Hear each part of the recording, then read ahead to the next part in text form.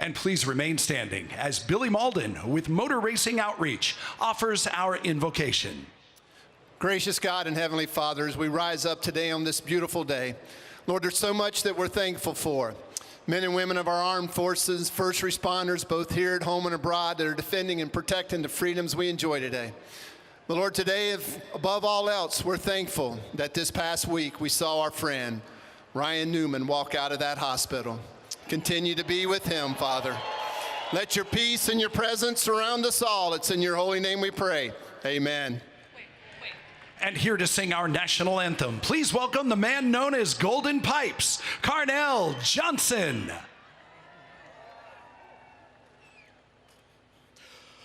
Oh, say, can you see by the dawn's early light what so proudly we hailed at the twilight's last gleaming, whose broad stripes and bright stars through the perilous fight o'er the ramparts we watched were so gallantly streaming, and the rockets' red glare, the bombs bursting in air, gave proof through the night that our flag was still there.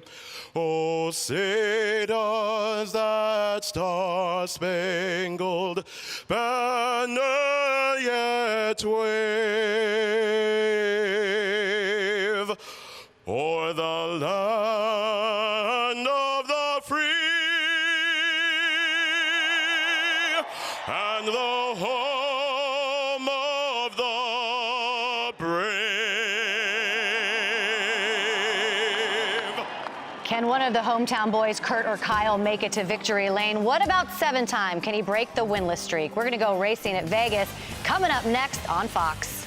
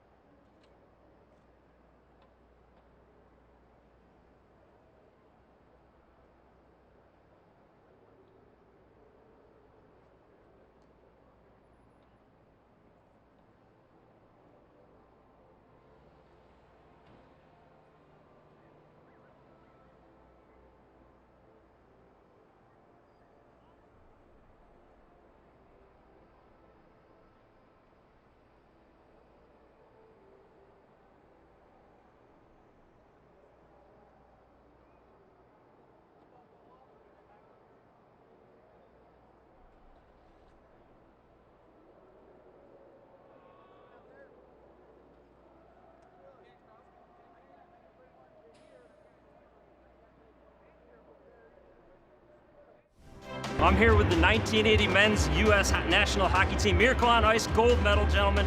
I got to ask you guys, you have a very important job later this afternoon. You're going to get these cars fired off. So what was a bigger challenge, winning that gold medal in 1980 or telling these guys to start their engines later today? I think it's going to be telling them to start their engines. We don't know how. We have no clue how to do it. I'm pretty sure if you just simply tell them to start them, they'll find a way to do it. But why don't you give me a little preview? I want a little insight as to what you're going to say. What's it going to sound like? We have no idea. We have no idea. That's okay. That's okay. I don't want it. No, hold on. Save it for out there. We want to hear it when we got to get out there. Guys, thank you for being here. Thank you for being such a great representation of our country. We are also proud of you guys, and enjoy the race. Thank you. We're excited to be here.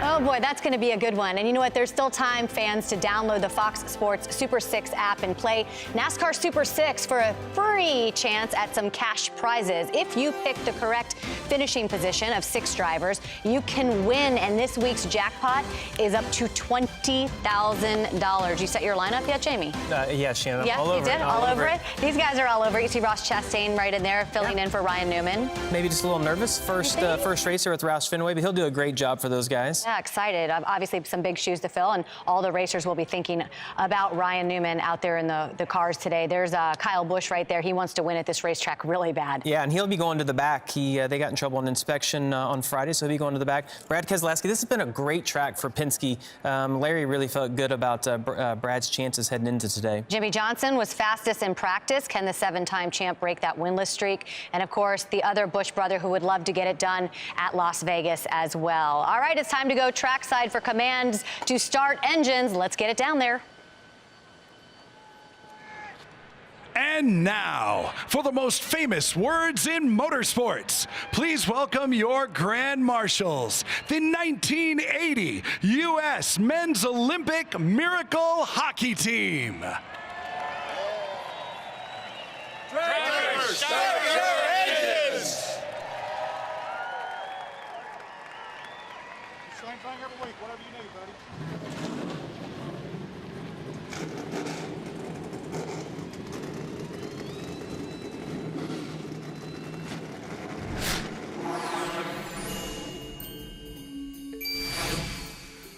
To win the race in Las Vegas, you need is the same thing that it takes to win in this town. to be deliberate. Take your time. Confidence and a tall stack of chips. And whatever you do, And when the moment calls for it, don't just go all in. This takes time. It takes patience. you just got to go all in. And yes! Yes! Woohoo! What'd we win? 10 quarters. Come on, guys. Whether you're all in at the poker table or you pace yourself at the slots, you're always a winner here. So, race fans, sit back and enjoy the show. Whether it's Glitter Gulch or the Strip, one constant in Vegas has always been Wayne Newton. Wayne Newton and a lot of fun. That was a good time, Mike. Great job, by the way. What? You know that was $4 million in chips you had there? I was told that. I was pretty nervous when I heard that. You have any left? I think 1 or 2 may have fell off the table. Yeah, maybe. All right. How do you take all of the emotion of Monday night, the greatest Daytona 500, the concern for Ryan Newman, take all that, put it in a box, shove it in the corner, and get ready to do what these drivers have to do this weekend? Yeah, Mike, as we see these drivers put on the helmet, strap into this car, and try to get back to business, you can't help but think about what they've gone through mentally through this crazy ride that's been this week. All the drama, worrying about your friend, your competitor, and his condition, hearing the amazing news that he's doing well and walking out of the hospital. But as you get here, you say, and people ask me this all the time, why? Why do these guys get back in there? You know why? Because this is what they were born to do. This is normalcy. This is their comfort zone when they get back in that race car and get back to business. Wow. You guys truly are a special breed. Let's talk about restarts because they're going to be insane here. It's a big, wide racetrack. They like to fan out. It's a great time to pass, but oh my gosh. Mike, these restarts are going to be nuts today because we've seen where these cars fan out and get 3 and 4 wide. They're going to use every inch of real estate of this racetrack on that front straightaway through 1 and 2, turns 3 and 4. And we saw yesterday in practice, they never stopped. They were 3 wide for lap after lap after lap. Sun's out now. I'm going to be very curious to see how long these guys can run 3 wide. Well, hopefully somebody's going to need to go all in on the final lap to win here in Las Vegas.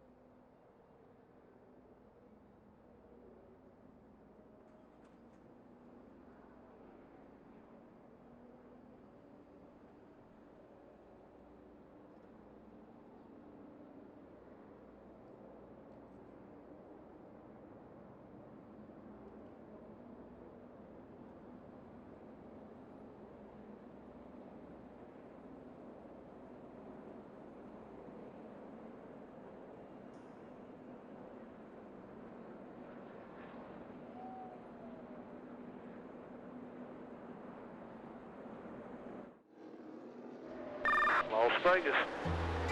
Man, it's beautiful. 400 miles, 267 laps. Conditions are completely different here in Vegas. So a little gambling out here. Yo, let's have a good day, huh? Stuff these Jordans, you can say you hate me, you can call me crazy, but don't touch my truck. All right, gang, sit back, relax, and enjoy the race.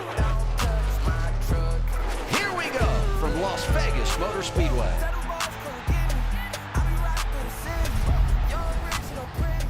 Welcome to the NASCAR Cup Series from Las Vegas on Fox, presented by Jiffy Lube. Cars on track, beginning their second pace lap. The Jiffy Lube starting grid was set by car owner points from last year. Qualifying was rained out, so Kyle Busch on the pole, but he goes to the rear under penalty, as does Denny Hamlin. So that will move up the drivers behind them. Good chance your winner today is going to come from these first four rows. A lot of past Vegas winners and challengers in that group. We'll look at the rest of the starting grid as we talk to one of those contenders. Yeah, let's talk to Las Vegas native Kurt Busch. Hey, Kurt, this is Jeff. I'm in the Fox Sports booth. You got me? 10-4, I got you, Jeff. Well, Kurt, it's got to feel good. Come to your hometown, interact with family, friends, fans. It's been a fun week, it looks like, for you. How does that motivate you and get you ready to go win this race today? It's always great to see everybody. I was over at a friend's house last night with about 20 people, just having a nice family friend dinner. But just got to thank everybody for their support over the 20 years of racing here. And got a great team with Chip Ganassi, Matt McCall, crew chief calling the shots. We just got to execute as a team right now and give ourselves a shot at getting it at the end. All right, well, thanks for talking to us. Love that steering wheel. Thanks for supporting our veterans. Have a great day. 10-4, thank you. Got to give a shout out to Star Nursery. They bought my tires for the weekend. That's a little look back to his short track days right there. Let's get late breaking stories from pit road, beginning with Vince Welch. Mike, when Kyle Busch won here in 2009, he had qualified on pole but had to start at the rear. Similar situation today. He was supposed to start first. He'll go to the back. Can he come from the back to the front and win again? If so, they'll have to be better than they were in practice. They've changed things and leaned toward Martin Truex Jr.'s setup. We'll see if it pays off. Matt? Vince, now not to be a Denny Downer, as if the odds couldn't be any more stacked against Denny Hamlin at his worst racetrack where he's never won. Now, as you mentioned, he too will be going to the back. But I like to look at the glass half full. He's won back-to-back races twice. Today would be a third. Denny told me if the cautions fall just right, it'll play into their strategy, and they could have a solid day, Regan. Well, Matt, the benefactor to Kyle Busch going to the back is actually Kevin Harvick, who will start from the inside of the front row in just a moment here. That is music to that team's ears. They spent all of practice trying to work on that car being out front. Look for them to take control of this race early and try to hold it all day. Jamie? Reagan, last year, Tyler Reddick put on his show and drove his car to victory lane in the Xfinity Series. Today, though, he's driving a Cup car for the first time at Las Vegas. Hey, you at home, if you want a driver who's brave, who's not afraid to be the first to go where the other cars aren't, and will stand on the gas all day long, your man is Tyler Reddick in the 8. Mike Joy. Thank you, Jamie. Ready to race in Las Vegas. Let's check in with our crew chief, Larry McReynolds, to set the table for us. Hi, Larry. Hey, Mike, I love to gamble, but not with so many unknowns. When you think about how different the weather is, the track has no rubber on it, and we've not been on the track in almost 48 hours. But my ace in the hole, it's my race analysis. Let's take a look at that. 267 laps, 400 miles. The stages, 80 and 80 in the final stage, 107. Pit road speed, 45 miles per hour. The fuel window, 58 to 62 laps. A competition caution at lap 25. I don't know about all in, Mike. It might be all about when to hold and when to fold. Ah, well, Jeff's got a few I kind of like to go all in. You got a few chips to loan him. You just got to have a tall stack. As we get set here in Las Vegas, the 2020 Toyota Camry TRD leads the field out of turn number 4. Truex and Harvick finished 1-2 here last September. So with the reordered lineup, there they are on the front row, picking up where they left off. Truex did not get lane choice as both lanes moved up, but he is the control car for the start. Green flag in Las Vegas.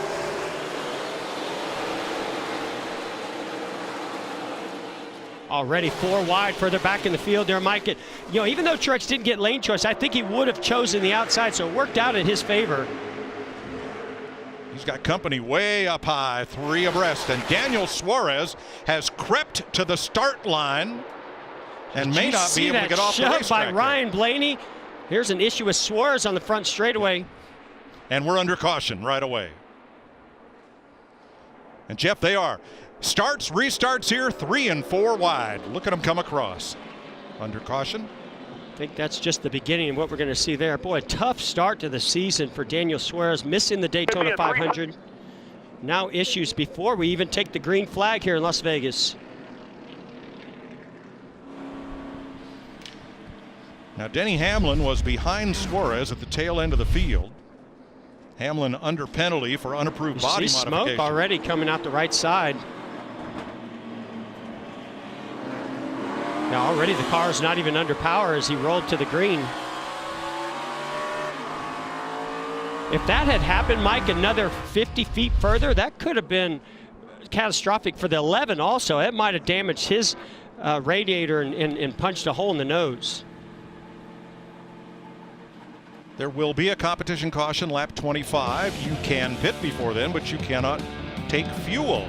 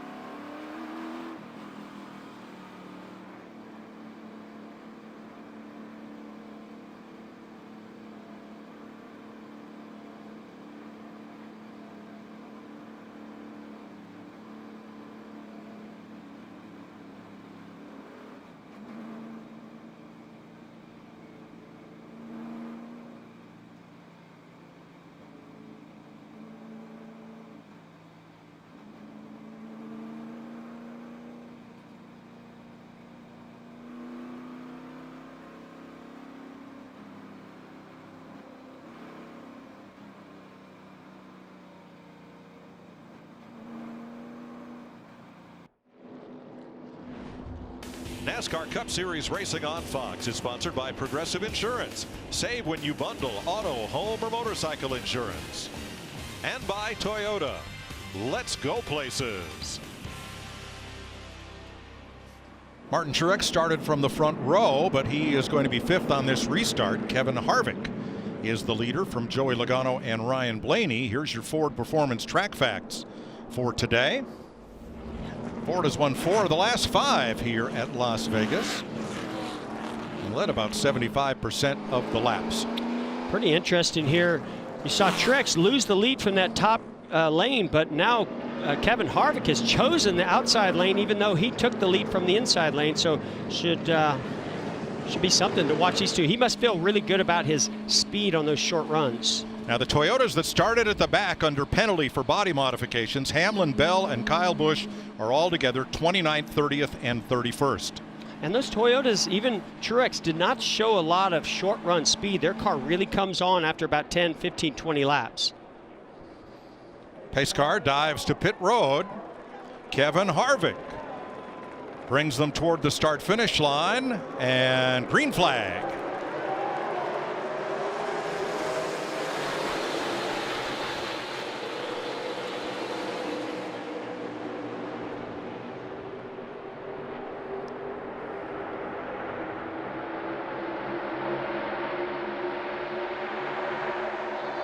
When I watch some of these cars that are 3 wide, you see Joey Logano. Oh, contact between the 42 and the 19. That almost turned Kyle Larson right around, but you see Logano taking the lead. Truex coming back to second. But when I looked at those cars that were 3 wide, saw Jimmy Johnson, Matt DiBenedetto almost made contact. Got to be really careful of that, because that's what causes these tires to go flat early in a run when those sidewalls are low from air pressure.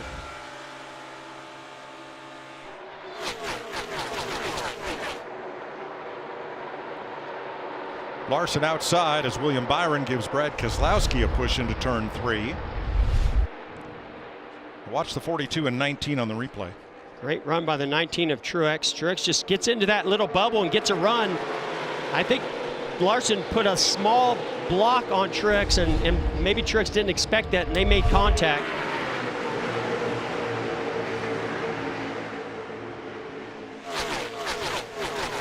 Denny Hamlin up 5 to 25th now, and Keselowski drifting back a bit. Here's second place. Well, here's a battle we saw last fall here at Las Vegas. These two went at it all day long.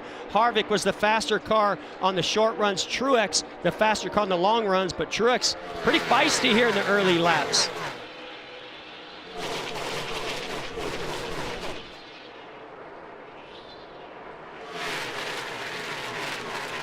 Harvick taking a look on the outside. We didn't see that outside groove come in yesterday or 2 days ago in practice. I do think with the sun coming out, it will be a preferred lane later in some of these runs. Smooth exit off turn 4, single file. But this track has a lot of, let's say, character when you get down to turn 1 here. Oh, watch as we ride on board in this visor cam with Jimmy Johnson. Look at the bumps through turns 1 and 2. See his head bounce around. You hear those skirts in the car slamming into the racetrack over those bumps, and they just continue, Mike, all the way around that corner. That is one of 2 side-by-side battles as we're back with the leaders, Logano and Harvick. Back at 24th, Kyle Busch has passed Hamlin. Here's the race for 5th place. We saw William Byron in that 24 car, showed a lot of strength in practice. You see him trying to side draft the left rear quarter panel of Larson to try to pull that car ahead, using the aerodynamics to pull him ahead, not going to clear Kyle Larson off a tube. Jamie?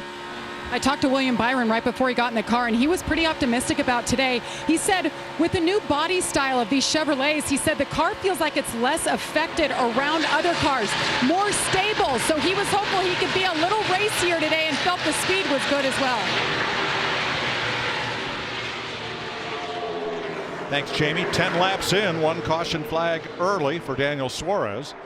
And here, this battle is enjoined for 5th. Now, I would think this is the perfect position for William Byron to clear Kyle Larson as he gets down into turns 3 and 4, and he certainly does. See how far back that nose was to the rear bumper of the 42? That's when you get the most effect of that side draft and dumping air in the left rear and on that rear spoiler.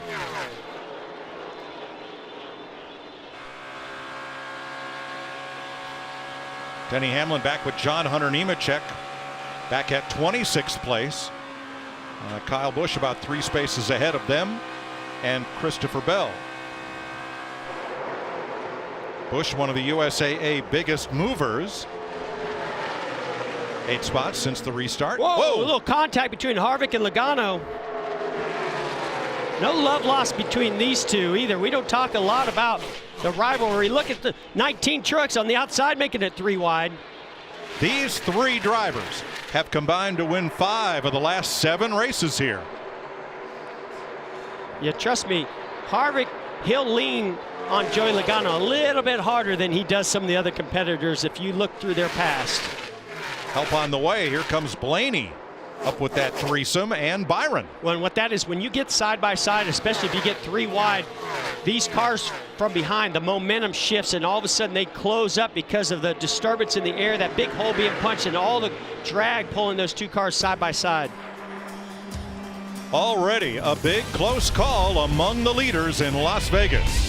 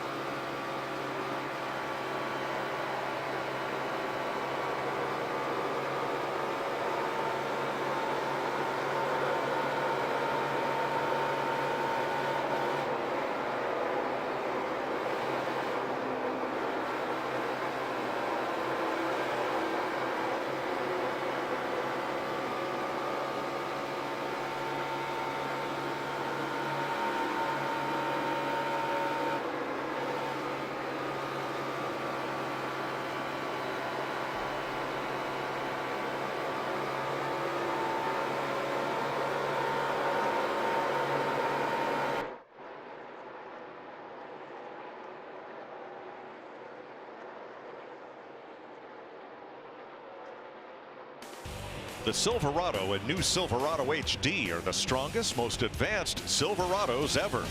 Learn more at Chevy.com. 19 laps complete here in Las Vegas. Kevin Harvick, Joey Logano, as this battle keeps going for 5th place. And Mike, I got to believe that the tires are starting to become a factor right now. This is a green racetrack, and we've seen a big shift in some lap time and some balance on some race cars. You see the 12 of Ryan Blaney sliding around right there. And now here comes Brad Keselowski to the inside of William Byron. That blue car of Kyle Larson had a big moment getting into turn 3. Listen, he's a dirt tracker. He can slide, but this is pavement. He was looking for the cushion, never found it. Remember, it rained all day here in Vegas yesterday. No rubber on the track to start this race. So 5 laps from now, we'll get a competition caution. Here's a driver that's been really making progress. The 9 of Chase Elliott, just picking them off one by one as he's working on Mark Truex Jr. right now for 3rd place.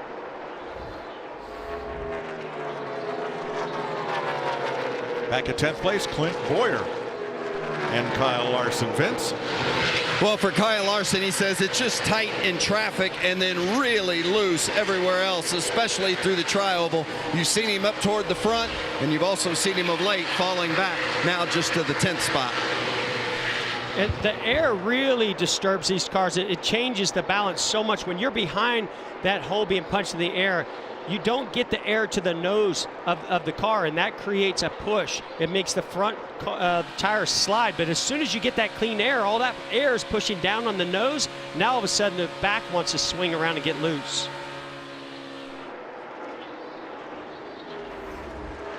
So put Larson among those most in need of this caution flag. He started 4th. He's back to 12th. And lapping of slower cars has begun.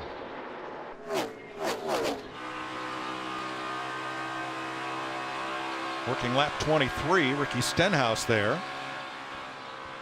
Up behind Denny Hamlin, who is 24th. 1 spot behind Christopher Bell and Kyle Busch. 2 laps ago. That was a big, I'm telling you, Mike, the tires are falling off. The grip level is going away very fast here. The balance is changing, obviously, even for our leader, Kevin Harvick, as he slid that car off at turn 2. Did everything he could just to keep it out of the wall. And is this what you would expect of a green racetrack that had all that rain yesterday? Absolutely. Absolutely. And it's going to change again when they put the next set of tires on.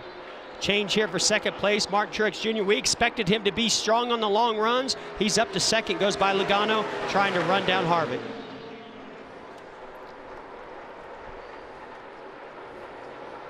You know, guys, one thing these crew chiefs have to be careful, listening to feedback from the drivers, is not over-adjust the race car, not adjust to what the car was doing when the green flag waved, because to your point, Jeff and Mike, there was no rubber on the racetrack. And Jamie, that's easy to do, is start over-adjusting. Oh, I mean, it really is. And we saw Kyle Larson and Kevin Harvick, these guys start sliding around. They're screaming right now on the radio, wanting the crew chiefs to make the right adjustments for this next set of tires. So here's the competition caution. This is something NASCAR usually does when there's a lot of rain the day before a race. They tell the teams there'll be a competition caution lap 25 to allow them to come in and check tire wear and setups on a green racetrack. And because it's a green racetrack, Mike, I would not be surprised at all if we look at some of these left side tires that are a little bit softer compound, if we don't see them almost all the way down to the cords.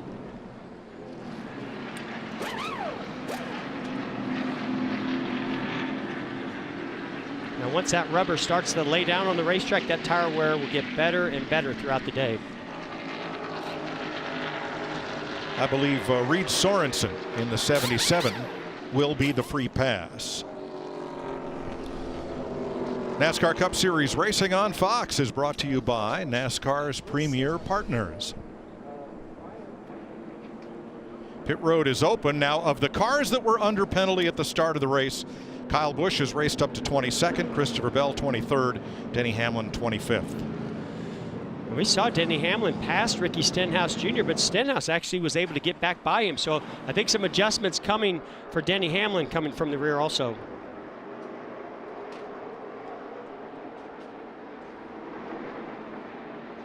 Officially, 2nd caution of the day. The first was for Daniel Suarez, whose car would not get going on the start. He's still in the race, but 2 laps down. Here comes most everyone to pit road. Jamie Little.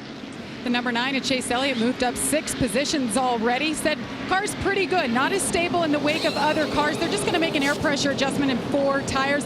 The 22 with Joey Logano, a little bit loose, especially in 3 and 4. Overall, pretty good. A 4-tire stop, Regan. Harvick's been out front the majority of this race, but he is not happy with that race car right now. It is way too loose for him. The back swings out is what that means. Vince? Truex Jr. pitted from 2nd, really liked the car, but said it got a little bit too loose toward the end of the run, especially up top. Just 4 tires and an air pressure adjustment. A little slow on the tire exchange, and Truex is down. Here's the Ram race off pit road. Harvick Truex holds station. Chase Elliott gains a spot. So do Boyer, Almirola, and Dillon. The only cars that stayed on track were those one lap down. They'll be in the pits next time around.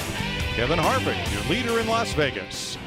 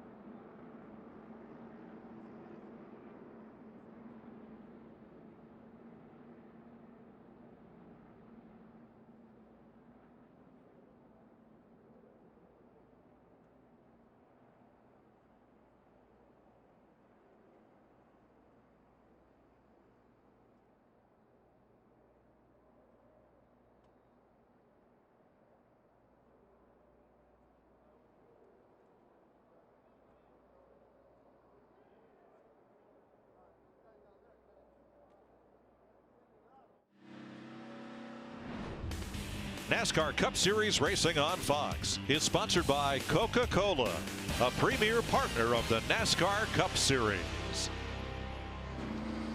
Competition caution complete, ready to go green. Every team has 9 sets of tires, including the set they started on, and they've all got new ones. Here's Kevin Harvick's crew chief, Rodney Childers, talking to his driver about those tires. All the tires look good. Steve said that he heard some others say their left fronts didn't look good. Yeah, I would say, I believe that's Joey Logano's left front tire. You saw just a little bit of graining, maybe a slight hint of some cords there, but I think it's only going to improve from here, so nothing really to worry about. But that was only 25 laps, Mike. Now we're going to go 50 laps to be able to get to the end of this first stage if it goes green the whole way. Lights out on the safety car. Harvick and Truex will lead them back to green, and Kevin has chosen the inside lane for the restart. Well, he lined up at the start of this race on the inside of Martin Truex Jr. Worked really well for him to wrap the bottom and get the lead. Let's see if that works out for him again this time.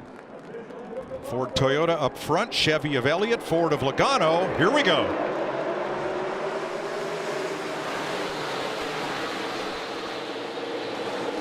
Boy, Blaney almost put Chase Elliott down in the grass. That's what I'm saying, Mike. They're going to use every bit of real estate they can. If you've got to run and you've got the draft, you can pop out and try to make that. And he's going to do it again down the back straightaway, 3 wide with Chase Elliott in the middle. Bringing along Clint Boyer with them. How about Ross Chastain filling in for Ryan Newman this week, 3 wide in the middle off of turn 4 in the 6 car. saw 3 wide in 4 different places and 4 wide as they came across. Now remember, here, this is not Daytona. There's no double yellow line that you have to abide by. You can use every bit of real estate here.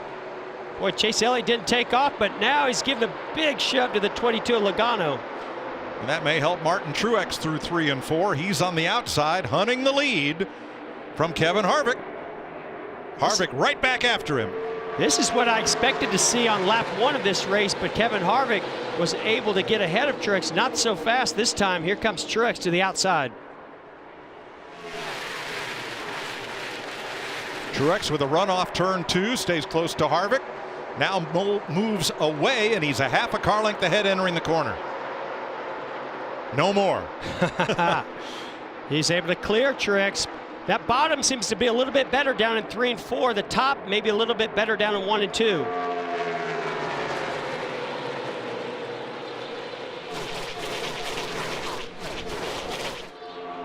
Michael McDowell has coasted into the garage as we've got a side-by-side battle for third. Logano on the outside of Chase Elliott. Yeah, battling on that outside, trying to steal some of that air off the right side of the 9 of Chase Elliott. Makes it really hard for him to unwind the steering wheel coming off the corner. But then the advantage seems to go back the other way down here in 3 and 4. Who slid up there was Larson, and he slid up right into the back bumper of Blaney. Yeah, to the rear bumper of Blaney. Now here comes Keselowski to the outside of the 42. We knew these restarts were going to be wild, Mike. It looks to me like Larson's car took off much better this run, but it's still trending to go to loose.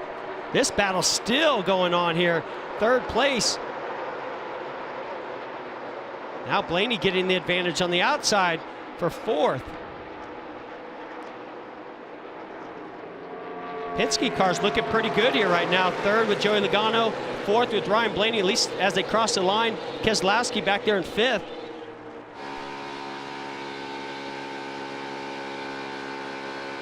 Ryan Blaney in 5th, just up ahead there. Here's Regan. Well, Mike, you saw some very aggressive moves from Ryan Blaney on that restart. That was by design. Before coming here this weekend, him and spotter Josh Williams, they studied the restarts in particular to make sure they could get every spot possible on those restarts.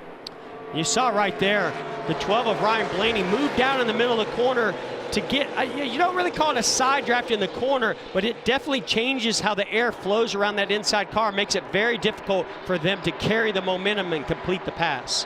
Right behind that pair looking on is Brad Keselowski, Matt. Mike, a host of adjustments on that stop. They shuffled the air pressures on the right side and 2 other adjustments. The car free, but his was more in the center of the corner.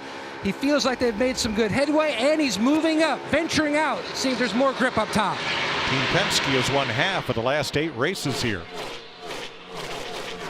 Michael McDowell's problem, a stuck throttle. Not sure if they'll get him back on track or not. That is never a good thing. They don't lift the throttle much here, Mike, but you still have to be able to slow that car down when you need it.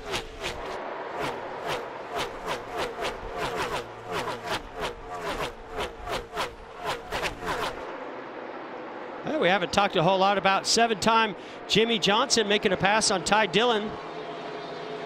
He was really fast in our practice session. 1 practice 2, felt like he had a very fast race car this weekend. Johnson at 16. Kevin Harvick leading from Martin Truex, Joey Logano, and Chase Elliott.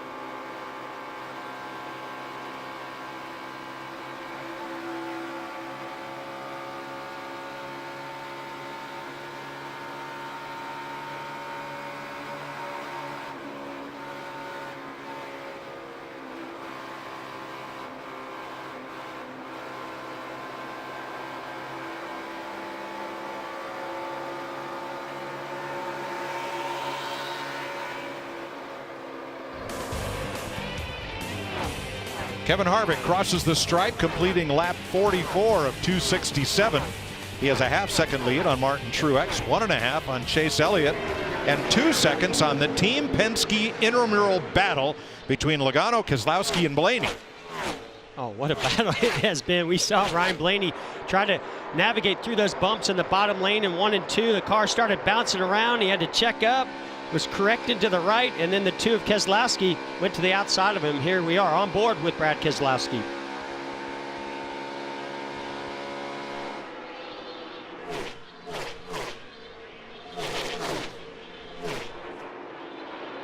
Starting to see a couple different grooves form.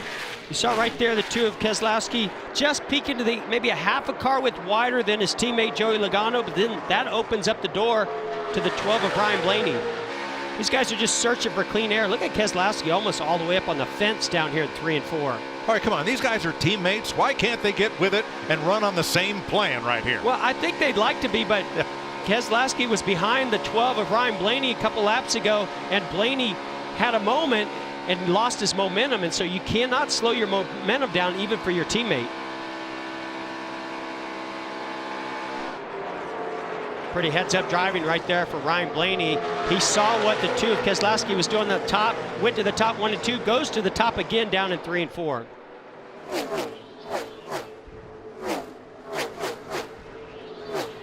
Behind them, Kyle Larson gaining no ground. He was really quick on the restart for 3 or 4 laps, but then fell back there in 7th place ahead of Alex Bowman and Almirola. One of the toughest situations, I think, for a driver is having a loose car in clean air and a tight car in traffic.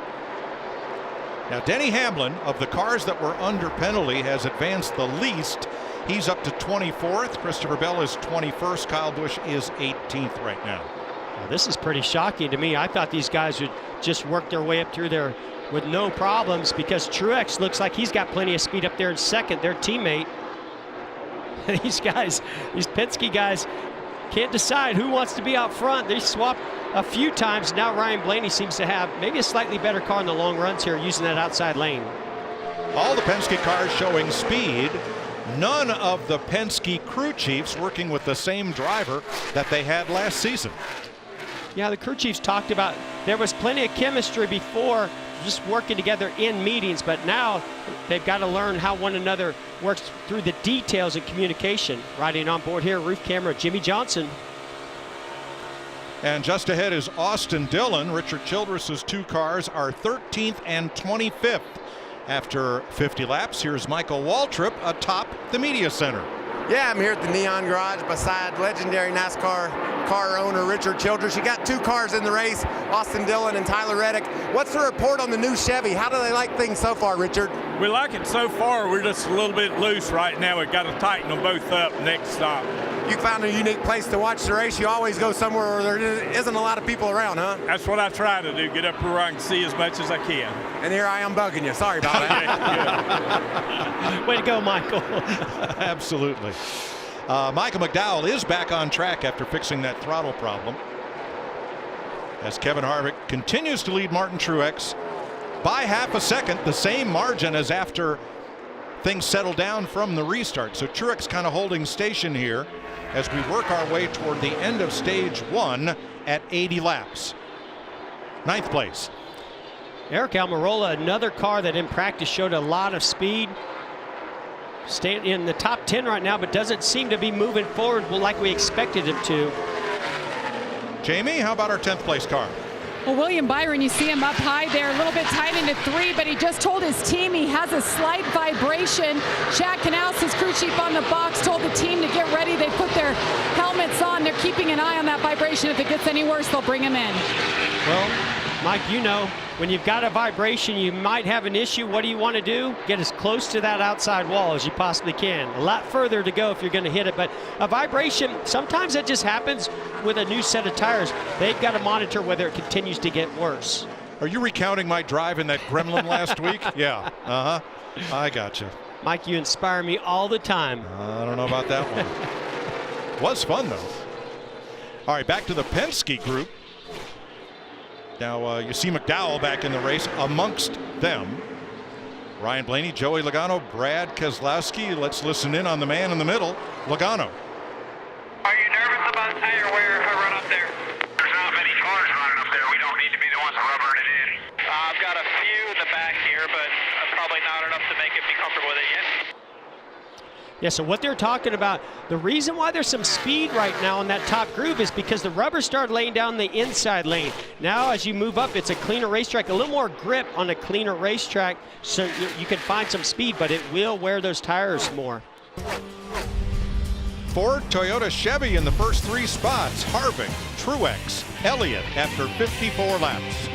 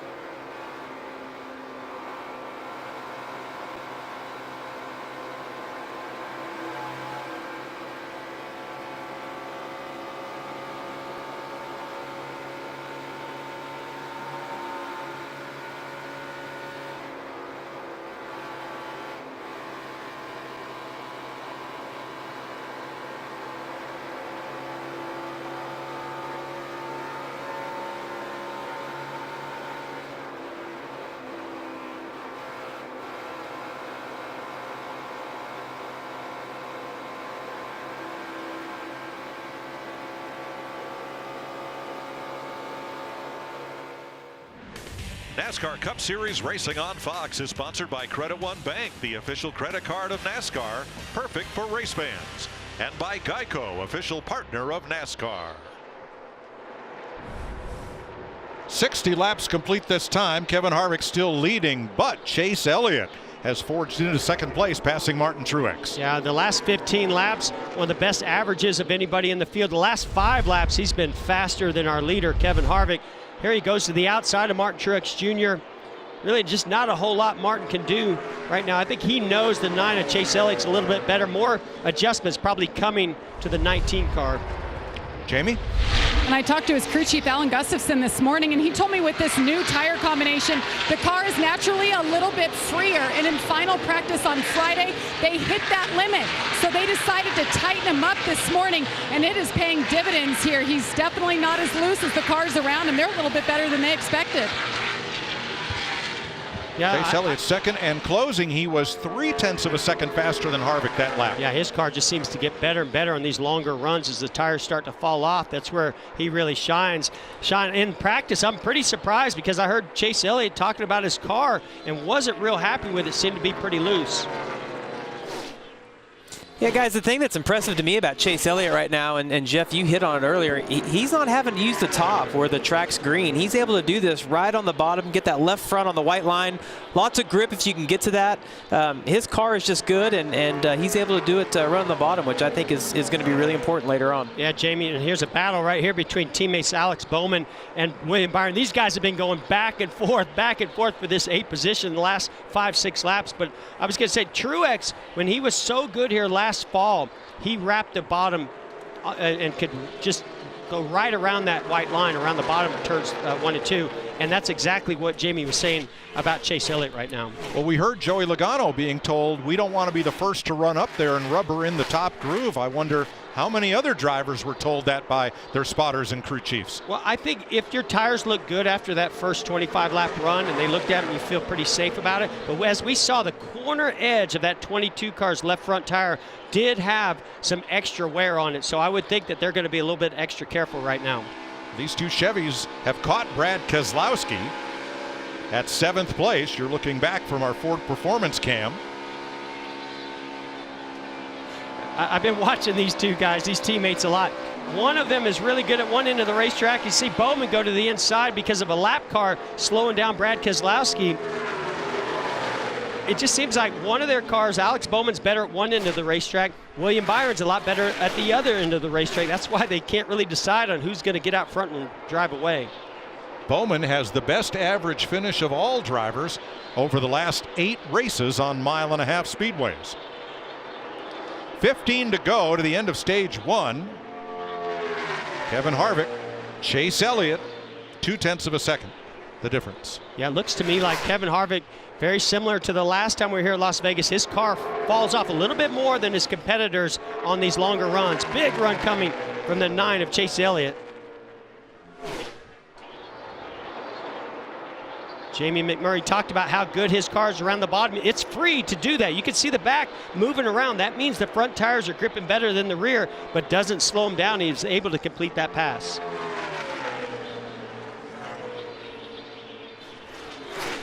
Chase Elliott becomes just the 3rd leader of today's race. We're going to take you Fox side by side.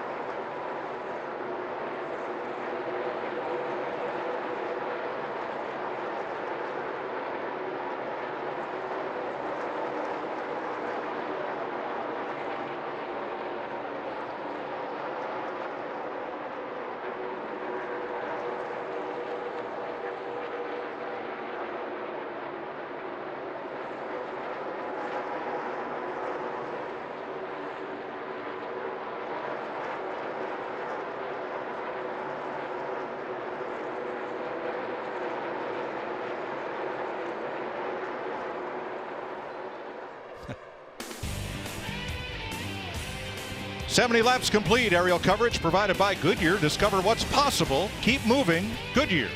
More driven. Chase Elliott, your leader. Martin Truex. Kevin Harvick. Ryan Blaney, Joey Logano. Your top 5. Jimmy Johnson just had a big run down the back straightaway to pass Eric Almirola for 9th place. Matt?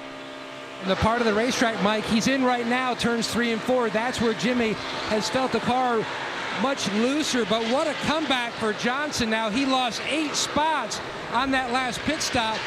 His changer in the back, Calvin Teague, one of the best on pit road, had a lug hung on the left rear, cost them time, regrouping and on their way to the front. Jimmy up to 9th. Now we've seen Brad Keselowski dropping back. He has fallen from 6th on the restart to 12th.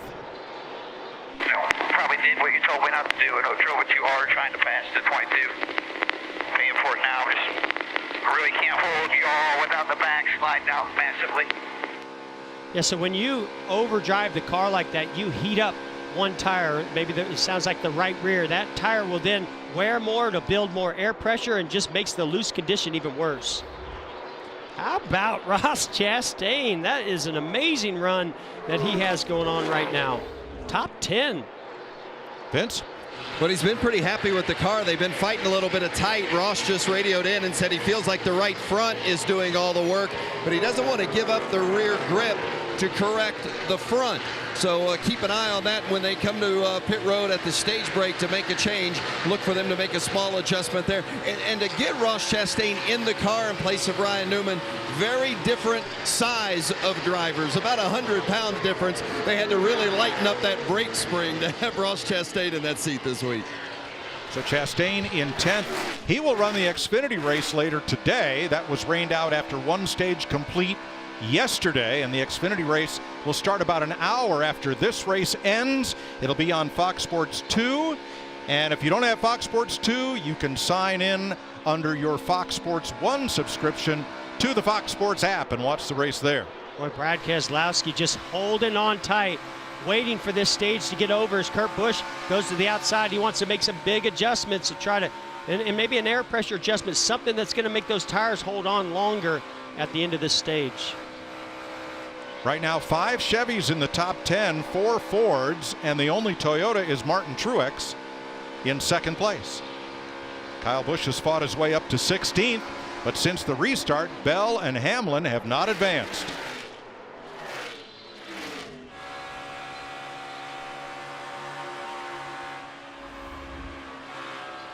Denny Hamlin, our Toyota cam, sounded like a long time out of the throttle there. Yeah, that's not a happy driver right there. I mean, when he's having to get out of the throttle that much and never really even making a gain on the 95 there, Christopher Bell, using every bit of the racetrack too. Matt, you have something on the 11? Before that competition caution, Jeff, Denny said the car felt like he was on ice. After that stop, his biggest issue is corner entry. He doesn't like a loose race car on entry. That's exactly what he's dealing with now. Too loose in the turn 1 and turn 3. I don't think we can accentuate it enough how much different your car will be on a longer run when you take off in traffic versus being up front like their teammate Mark Truex Jr. Kyle Busch up to 15th, restarted 19th after the competition yellow, lap 25. Chase Elliott has flown through this field, restarted 4th, and for quite a while, fastest car on the racetrack. 30:44, his fastest lap, and that is the fastest lap of the race. I think Truex just continues to lurk as these runs go on. He gets better and better, but this is going to be a great opening to the season for Chase Elliott. I know he didn't have a great result last week, but he did win a stage at last week's Daytona 500, so here comes another one. It was Chase Elliott who crashed in turn 2 of the final lap, no caution at Daytona. Chase Elliott is going to get the stage win. 2nd, Truex, Harvick, and Blaney fight it out for 3rd. Logano rounds out the top 5, while Ross Chastain picks up the 10th and final stage point in stage 1.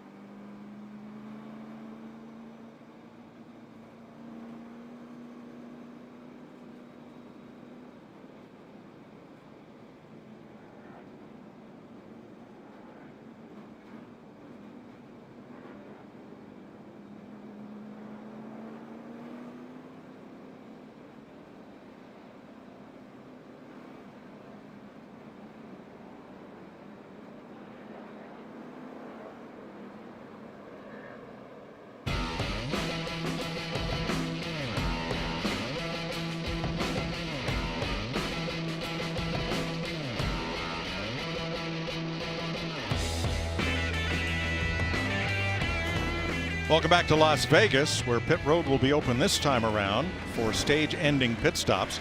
Caution-free so far, but for the competition caution and the lap 1 yellow for Daniel Suarez, who continues 3 laps down. Chase Elliott leads them on to pit road. Jamie. And Chase Elliott said in that run he got a little bit loose and then he ended a little tight, but he did notice that the track has not changed much. You'll see a tear off right there for a clear view. A 4-tire stop, air pressure adjustment for the 9. Regan. The 4-car, Kevin Harvick, we saw him get passed by Chase Elliott. At that exact moment, he said, my race car's gone too tight. The front tires are sliding. On the left of your screen, Ryan Blaney, that race car is on the splitter firing off. It means it's bouncing too hard through the corners. Vince? It's going to be a chassis adjustment for the 19 of Martin Truex. They just took the wrench out of the window. It's going to be a 4-tire change, just a little bit loose for Truex, but the car gets better. They also put a little bit of tape on the front. Car gets better deeper in the run as you see Chase Elliott, first one off pit road. Elliott, Truex, Harvick. Joey Logano picks up a spot from his teammate Blaney. We say we dial up our stage 1 winner, Chase Elliott. Hey Chase, this is Jeff and Mike up in the Fox Sports booth. You got me? Yeah, go ahead. Hey buddy, congrats man. That thing looked really, really strong there. You look strong on pit road. Off to a great start here today. Yeah, we'll see. Obviously, really, really early. So, long ways to go. Try to keep up with it. See what happens. All right, man. Well, thanks for talking to us. Looked like car's strong in the long runs, but looks like Truex is too. Should be a great battle. Thank you. Yep, you bet. Thanks. Stage 1 complete. Chase Elliott, our stage winner.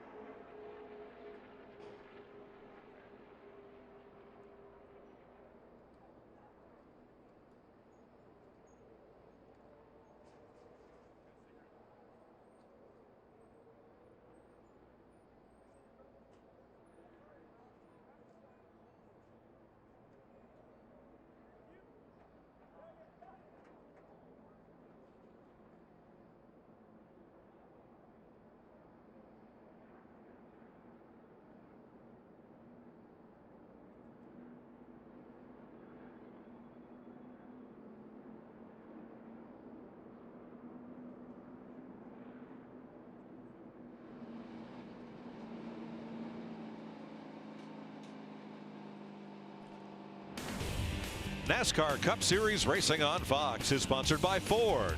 Built Ford proud. And by Ally, proud partner of Jimmy Johnson and Team 48. This Friday, John Cena joins the superstars of SmackDown as he returns home to Boston. Don't miss a special Friday night SmackDown this week at 8, 7 Central on Fox. Michael Waltrip, who you got? A couple of guys that were part of that beautiful Miracle on Ice hockey team 1980. And Dave Christian, you've got quite the Olympic history. Your father and uncle won gold in 60. You won it in 1980. What do you think about NASCAR here today? This is craziness. This is exciting. How about those pit stops? Oh, that makes like a line change in hockey look like walking a park. That's fun, right? It's a lot better changing than we do in hockey. I got to tell you something, guys. It took me 462 tries to finally win a race. How long did it take you to score your first goal in the NHL? Took me 7 seconds. 7 seconds. You taking notes, Mikey? Darn it. Wow. That's a bunch of Boston boys. Hey, I know we're in the desert, but you know they do some ice skating out here too, you know. Out here? Absolutely, Mike. Joey Logano, whose sister was a skater, so the parents built an ice rink, and of course Joey was on ice early, about the same time his racing career started.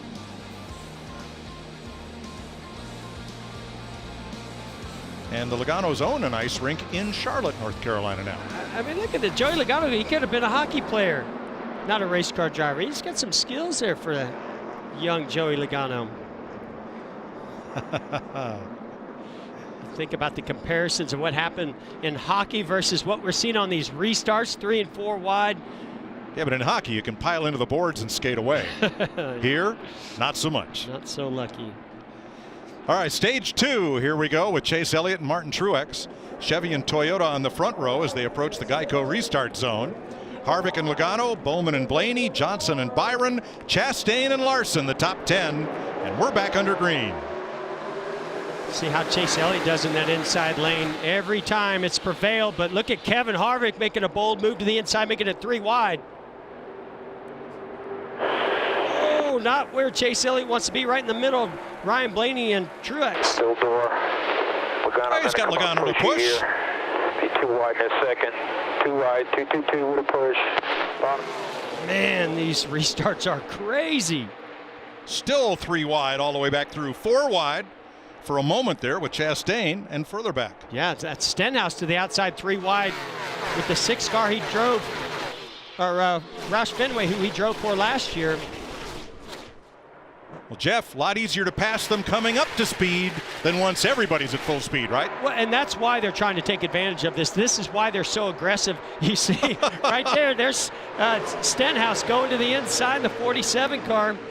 And we've seen and talked about how aggressive he is, but yeah, Mike, you got to keep the momentum up. Every chance you get to make a position, that's a position gain that might stay there later in this race.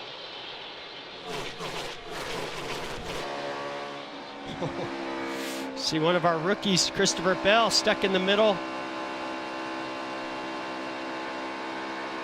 Luckily an opening in that outside lane.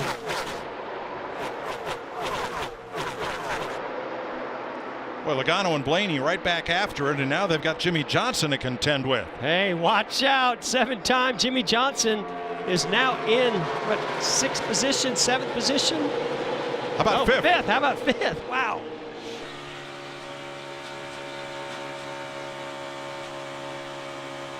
There's his telemetry. Visor cam, yeah, look at the telemetry. See the mile per hour, RPM. Most importantly, look at the green. That means 100% on throttle right now.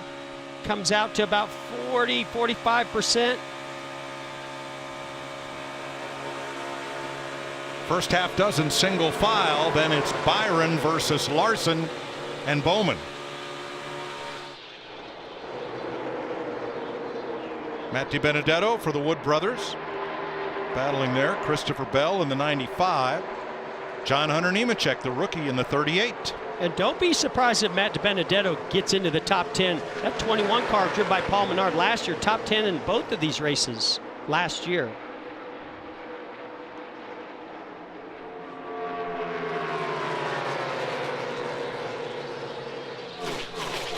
Tell you what, guys, business is picking up. They're definitely making these cars better with adjustments on pit road. I'm looking at our top 5, 4 of them just ran the fastest lap that they had run in this race, including Kevin Harvick in that 4-car, your leader.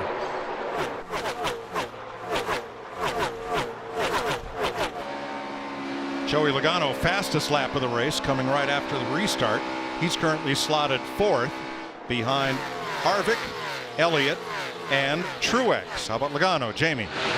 And Mike, remember, Joey Logano in the 22 basically has Brad Keselowski's entire team that he's had for many years, pit crew and crew chief included. And on that last pit stop, these boys went to town and showed how good they are. They had a tape on the grill, wedge, air pressure, 4 tires, and they did it in 12.6 seconds. Wow. That's right. Each driver kept his car number, his uniforms, and his spotter. And basically, the 3 drivers all swapped teams at Team Penske. Denny Hamlin, this is probably the biggest surprise of this race so far. He is at 27th, racing Ty Dillon for the spot here. I'm absolutely shocked by this right now. I expected them to roll out of that Daytona 500 victory and keep the momentum going here. Here's a battle for 6th place. Ryan Blaney in the 12, William Byron. These guys have been battling quite a bit today. Having a lot of fun out there.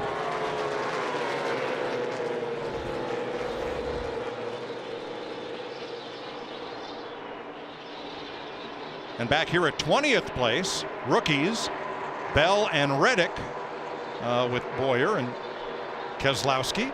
There's a nice mixture that I'm seeing, Mike, with veteran drivers like the 2 of Keselowski, 14 of Boyer, mixed in with some rookies there with Tyler Reddick. Well, Keselowski up top now. Matt? And Mike, you think back to last fall, Boyer was on the pole. They had those cars trimmed out for speed, came back with an entirely different approach, looking for balance and handling.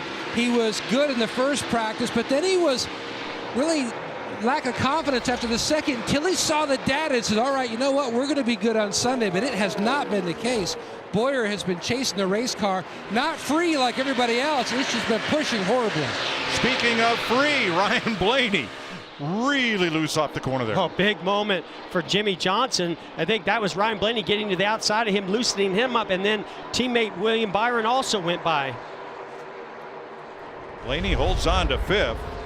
Let's see this again. So maybe the air is disturbing Jimmy Johnson from the 22. Here comes the 12 of Blaney to the outside. Kind of, yeah, it didn't really loosen up Jimmy Johnson, just slowed down his momentum. But you could tell the 12 of Blaney was on the gas, not wanting to lift, had a little bit of a moment as he got out to the wall, and then was able to actually go up there and get to the outside of the 24 of William Byron.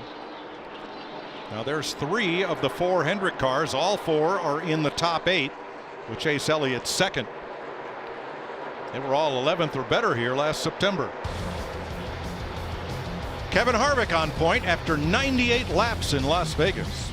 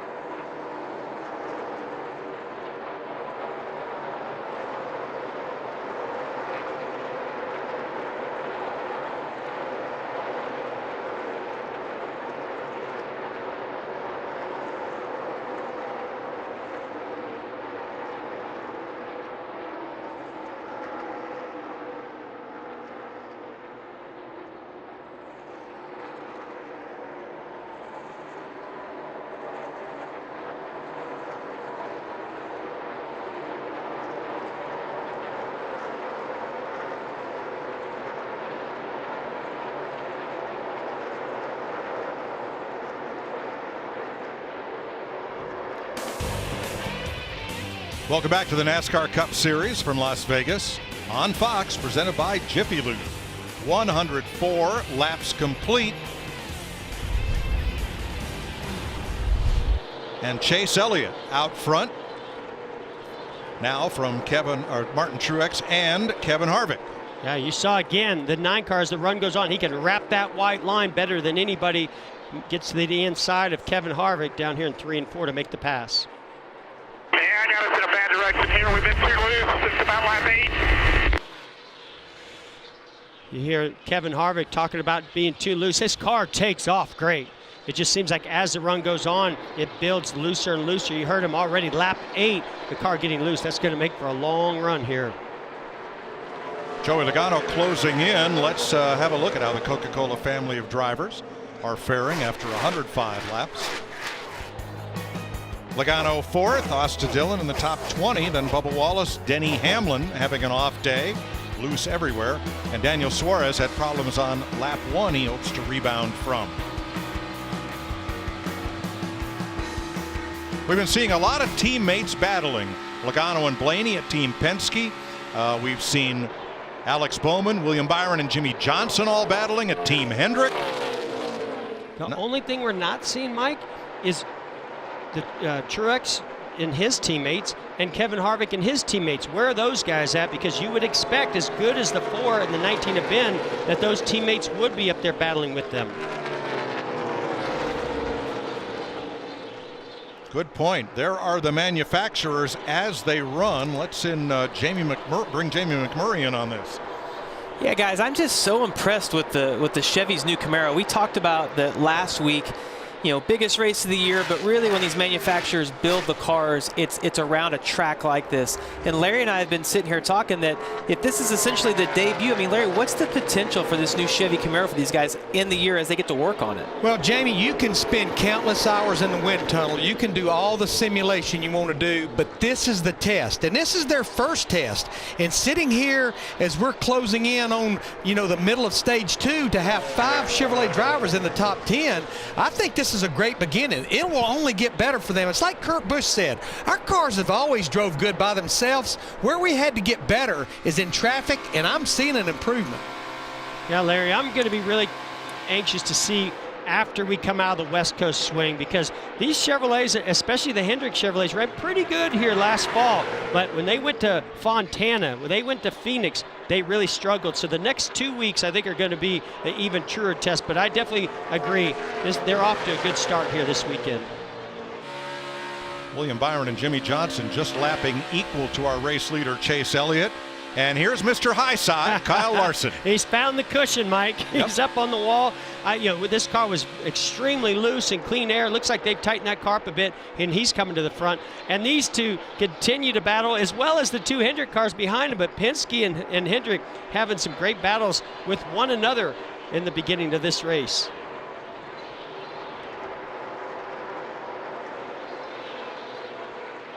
Christopher Bell back at 27th place now in the 95. When we talk about the talent of the rookies this year, Bubba Wallace, whoa! Easy. Are you kidding me? How did he save that? Woo! I mean, the air definitely for Bubba Wallace's front bumper forced him to get sideways, but what an incredible job by that young rookie. That dirt track experience for Christopher Bell definitely paid off right there. He only lost 2 positions. That's hard to believe. I can't believe that. 111 laps complete. Chase Elliott, your leader.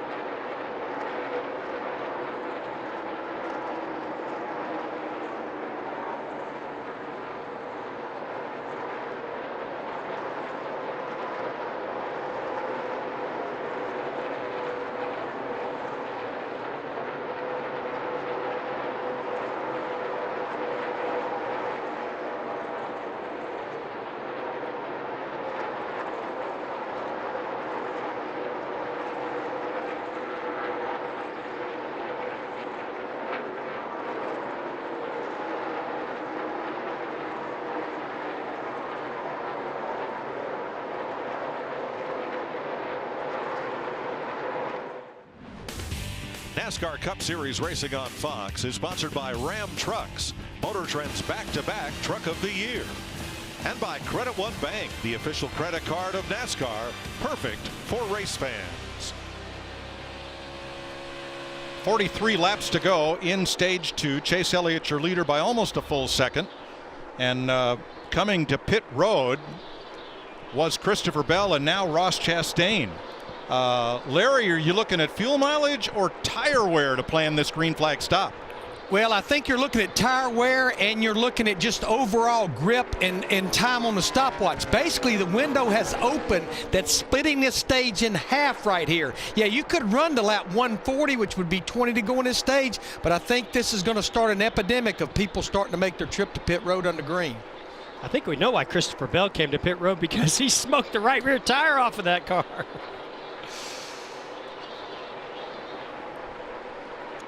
Vince? Yeah, you guys talking about the 6 of Ross Chastain when he came in. He's just been battling loose the first stage and then was too tight and just kind of needed general overall grip during that second run. They brought him in, made a chassis adjustment, a lot of chassis adjustment, a lot of wrenches and windows during these stops here the last couple of laps through, and we'll probably see more here from the 10 of Almirola. So Almirola is in, Bubba Wallace is in. 1 lap from now will be halfway in stage 2.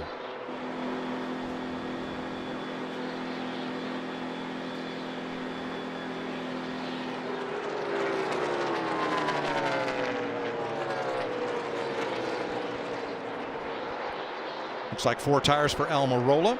A little adjustment in the right side window. Kurt Busch headed for pit road.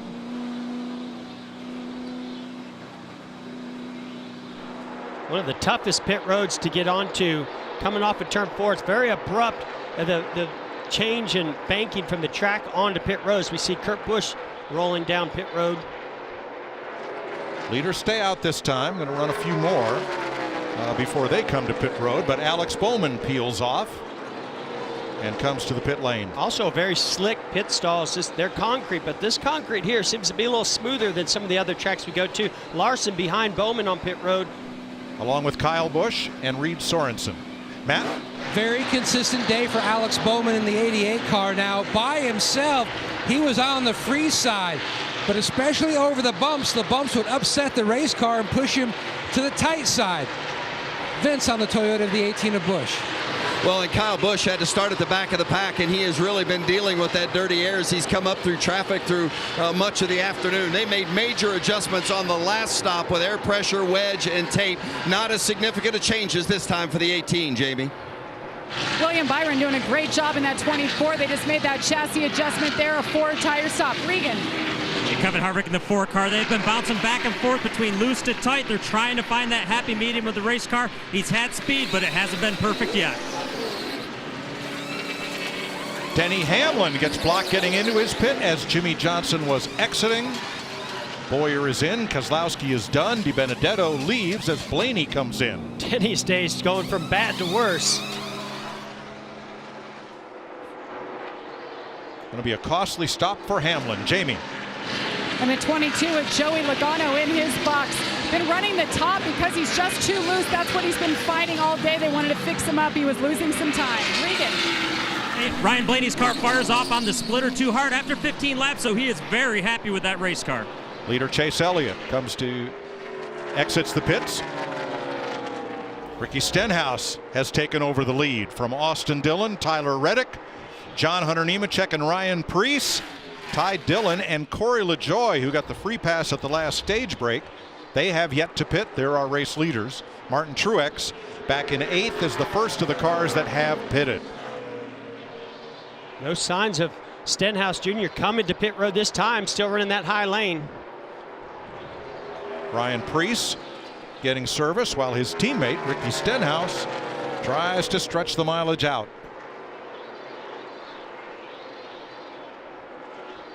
This was a pretty familiar sight last week in Daytona for the Daytona 500 with Ricky Stenhouse Jr. Started from the pole, led a lot of laps. Let's look at this close call between Hamlin and Johnson. They're pitted 2 pits apart. Yeah, Denny peels off, and he sees Jimmy Johnson starting to pull out of his pit stall. Pretty heads-up driving by the 11 of Denny Hamlin. Wow, you can hear him lock up the brakes. Luckily, just keep it in gear and keep the engine running. Well, he hit the brakes about the same time Jimmy did. And it's like, you go, no, you go, no, you go. Now we're both messed up. And they call that on pit road. Usually the crew chief calls them out. And I thought that was a very close call, but still, you know, the 48 was ahead of them. I think that was the right call by the 48 to send them out. For the lead, Austin Dillon, Ricky Stenhouse. Dillon wants to lead a couple of laps here before his pit stop. There are now 6 cars on track that have not pitted, including both of the Richard Childress cars. All right, 1 of 2. Tyler Reddick hits pit road. And here comes Austin Dillon. You see hand out the window, signaling to any cars that may be behind him that he's coming to pit road this time by. Stenhouse still out on track.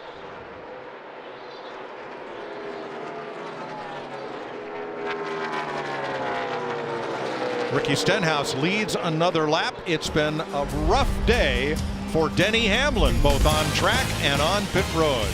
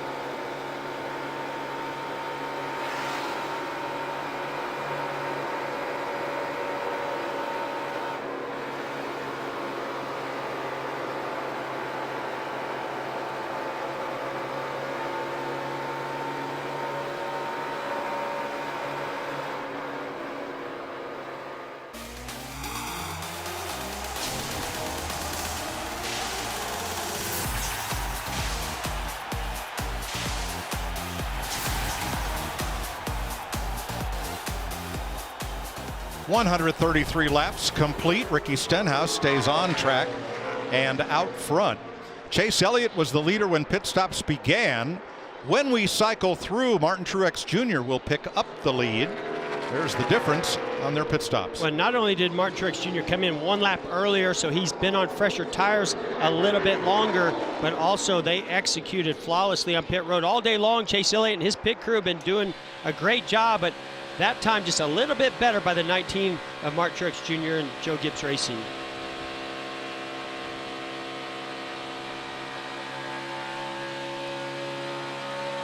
Ricky Stenhouse out in front of John Hunter Nemechek by 6, but catching the eye of Jimmy Johnson when this happened.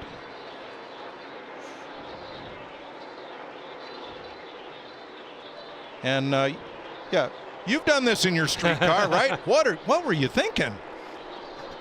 Yeah, and right now Stenhouse Jr., as long as he's been out there, he's just holding on tight. with this car and these old tires. So pretty frustrated, Jimmy Johnson. To inside 1. And he kept that hand out there a while. He wanted to make sure Stenhouse saw it. Vince. I'm not surprised they're on a different strategy. Crew Chief Brian Patty told me before the race they didn't have a car they felt like could win. Maybe a top 10 car. They were so disappointed after all the speed they had last week at Daytona and ended up 20th. They just told Ricky he could be out there for another 20-plus laps. Matt? It was sort of like I heard it here, but then you guys said it up there. It's exactly what Jimmy Johnson said. What was he thinking? He's not even the leader. And they said, actually, he was a leader. They're on a little bit different strategy than we are right now. Okay. Ty Dillon is in, so that will leave just Stenhouse, Nemechek, and LaJoie on the racetrack of the drivers who have not pitted. John Hunter, second-generation driver, is in second place, 7 seconds back. While Corey LaJoie is 24 seconds back right now in 7th place. Well, the thing that these guys that haven't pitted yet have to worry about is if this thing stays green, they're losing about a second a lap right now to Martin Truex Jr., who's the first car with fresh tires. You want to go all in? Brian Patty's gone all in. His one shot is to leave his driver out there and catch a caution. You got to catch that last card, Jeff. That's definitely going all in. Yep. And you know, it's worked in the past. It's been a viable strategy. Remember that you left out one minor detail. What was that? All stack of chips. $4 million in chips. Oh my gosh.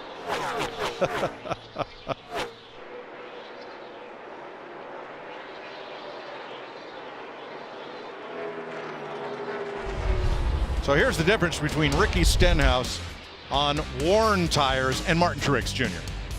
Yeah, there's just nothing that can beat the grip of new tires, lower air pressures versus those old hot tires on the 47 of Ricky Stenhouse Jr. I mean, 5 miles per hour difference on the straightaway alone. That's how much more speed Martin Truex Jr. is carrying off the corners.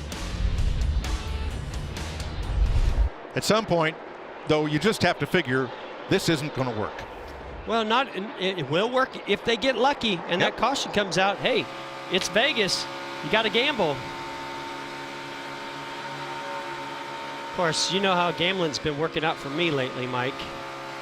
Not so well. I hate you had to give all those tips back. Even lost that fight last night. Oh, their Fury fight. It was entertaining, but didn't go so well for me.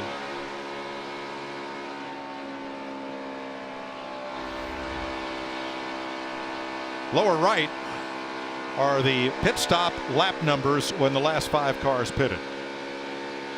So Truex still has about 12 seconds to make up to catch John Hunter Nemechek. But of course, when those two pit, all that will change and Truex will be the leader over Chase Elliott unless we get a caution. When here's the big battle. Look at Chase Elliott. Huge run off the top. Going to get a run on Martin Truex Jr. Go to the inside. This could be the pass for the lead if the caution doesn't come out and Stenhouse Jr. comes to pit road and Nemechek. Boy, Chase Elliott has had a great long run car today. Corey LaJoie is on pit road. So just Stenhouse and Nemechek are out there. Still 18 laps to go in stage 2. Now, if you are the stage 2 winner, the last 5 races we've had here at Las Vegas, you were also the race winner. Well, that means these next 18 laps for guys like Truex and Chase Elliott, they're going to battle for because they know how important it is, not just to get those stage points as we see Corey LaJoie on pit road, but also, you know, sending a message to your competitors by winning this stage would be big also. There's Nemechek, John Hunter Nemechek on pit road. He comes into his spot, giving up second place in the process. He almost slid through it. Yep. And that will leave Ricky Stenhouse as the last man standing. I think he's going to run that thing out of fuel before he comes to pit road. He's been there at lap 83 at the end of stage 1. There's Brian Patty. He's a real contrary. What everybody does, he's headed in another direction. This time, we're coming this time. Oh, here we go. And you won't miss it because we're going to take you NASCAR on Fox side by side.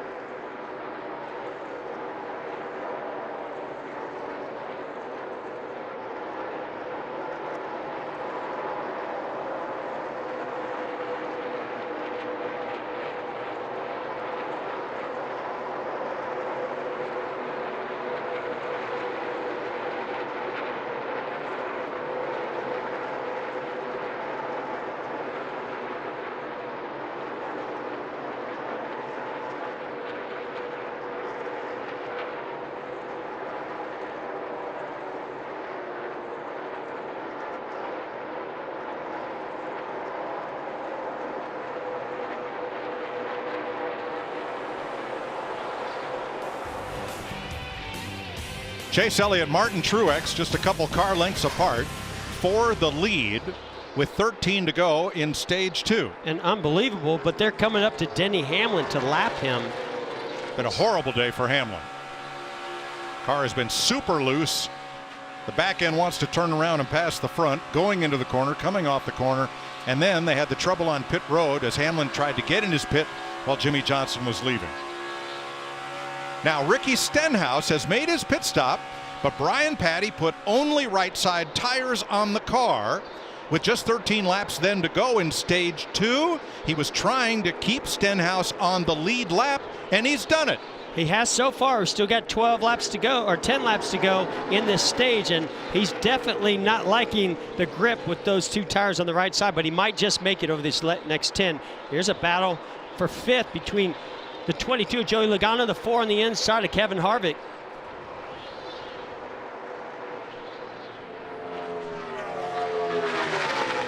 Now Logano's teammate Blaney is up ahead of them in 3rd. So that little intramural Penske battle is kind of separated for a while now. Jamie. Just a little update on the 22. They've been decent today, but definitely going in the right direction. Crew Chief Paul Wolf told me this morning this is going to be a great test of their communication, how well the offseason has gone since they've gotten to know each other, and what Joey needs and what kind of adjustments really give him what he needs. And they have adjusted the heck out of this 22, and Joey said, we're going in the right direction. The car is good. All right, he is in 5th. Meanwhile, his teammate Brad Keselowski is back in 14th place. Now that's 4 spots higher than he was at the last restart. Where do they go to pass? They get a run on the top at 3 and 4 and hopefully get by them on the front straightaway, but it's mostly setting it up at 3 and 4 and hoping to clear it early into 1. Yeah, once you get that far back in traffic, you got to figure out where you can make your moves. That's great information. Here we go back up front with the top 4 positions. There's William Byron in the 24 running a really solid 4th place today. And Denny Hamlin up there is doing a nice job. I think they've made some improvements to that 11 car because he's been able to fight off these leaders and stay on the lead lap. And Hamlin needs to do that for 7 more laps to get to the end of stage 2. Whoa, 3 wide as they go around the lap car. Well, that was Quinn Houff. Remember, we've shown where the 9 of Chase Elliott really likes the inside line, and that's what Denny Hamlin's doing, taking that line away from him, making it really challenging for Chase Elliott to make this pass. Oh, and Truex gets right to the bumper of the number 9. As he goes back to the bottom of the racetrack. Hamlin trying to stay on the lead lap. That time Denny Hamlin went to the top side. He knows that Chase Elliott runs that top side down in 3 and 4, the bottom in 1 and 2. I mean, he's just trying to block every move he can to try to stay in the lead lap so they can make more adjustments. That's allowed Ryan Blaney to close up on these 2, getting to the rear bumper of Martin Truex Jr. Ask anybody out there, who's the hardest driver to pass? Most everybody will say Ryan Newman. We know he's watching, he's recuperating. We're so glad that he is out of the hospital and on the mend. No timetable for his return, but he wears that as a badge of pride. He's going to race you hard. We can't wait to see him back at the racetrack. Ross Chastain doing a great job filling in, currently in 14th place. Yeah, definitely thinking about you, Ryan. Sending our best. Hope you're watching. Here's Chase Elliott finally getting that run to the inside of the 11, Denny Hamlin. Now Denny Hamlin, just a few laps to go in this stage, is hoping he can be that first car 1 lap down. Oh, Denny not done yet.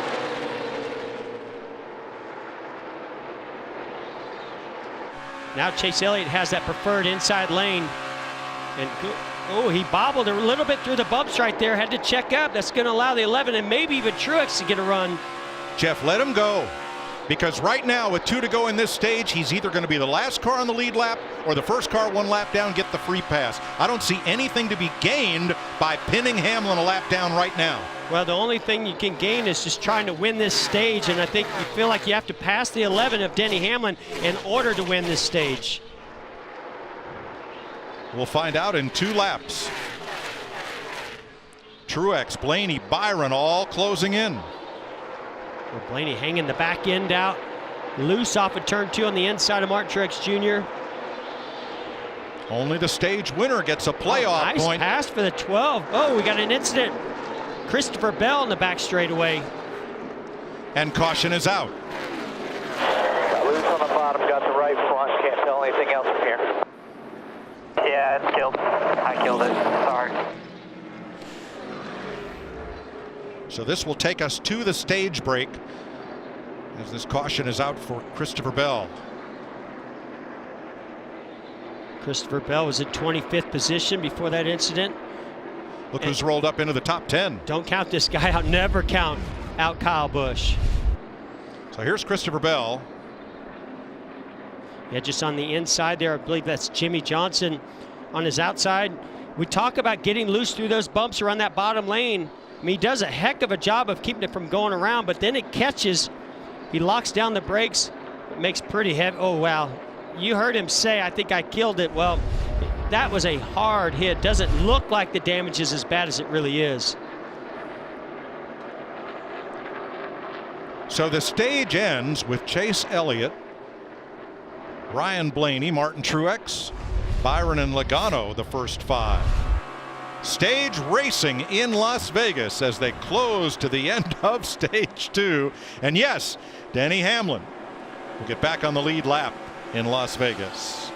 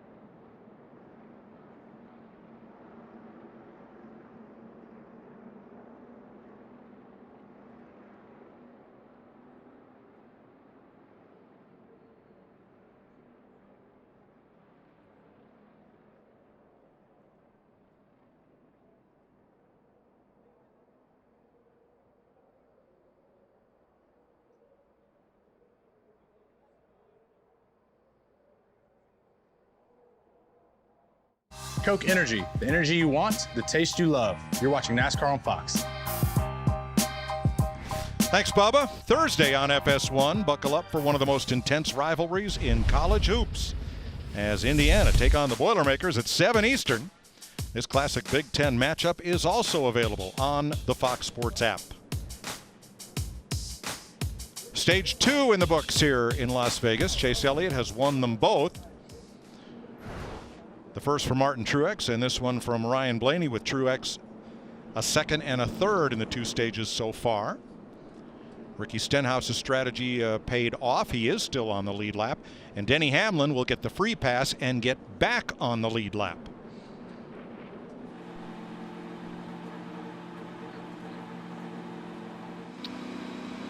Yeah, Mike, no matter how your day's going, good or bad, you have to battle. You have to fight. You can't give up, and that's why the 11 team at Denny Hamlin's is so strong, and don't count them out of this yet, just like we were talking about their teammate Kyle Busch. These guys on pit road getting ready to go after it. Pit road's been kind of the decider on who comes off pit road this so far today. Here they come, Jamie. 24-year-old Chase Elliott having a heck of a day, a heck of a race. Car is good, said it's okay. He's running the right front off of it. So 4 tires will be helpful. Fuel, no adjustments this time. Meanwhile, the 22 of Joey Logano said he really likes the direction they've gone with the changes. Car's getting better in the 24s in as well, Regan. Well, the normally very fired up Ryan Blaney has been calm, cool, and collected on the radio all day long. Needs a little bit more help firing off still with that race car. Good otherwise, Vince. The 19 of Martin Truex, the winner here last fall. He just can't get off the bottom. If he gets off the bottom, the car just gets too loose. They don't want to make big changes, but they know if he's going to win, he's going to have to be able to get off the bottom. Here's the race off pit road, sponsored by Ram. Martin Truex up 2. Chase Elliott loses 2 spots. Joey Logano and Kyle Busch gain positions on pit road. That puts Busch, the series champion, as high up as he's been all day. First time he's been up into the top 10. Well, let's dial that. Martin Truex Jr. won the last race here in September, finished 3rd in that stage, but he's leading off pit road. Hey, Martin, this is Jeff and Mike up in the booth. You got us? Yeah, I got you, Jeff. Well, man, what a battle you guys are putting on out there. It's been fun to watch. Your car looks really strong on the long runs. You guys have been really strong on pit road. Tell us about how your day's going. Yeah, hang on a minute there, Jeff. I got to pit again. Ooh. Yeah, pitting this time, please. Pitting this time. Sorry. Oh, man, That's right. Not good news Well, for we'll Martin get back Truex with him. Jr. there. So we'll let him go. That voice you heard was James Smalls, his new crew chief this year. We'll update the Truex story when we come back. Here is your Stage 2 winner,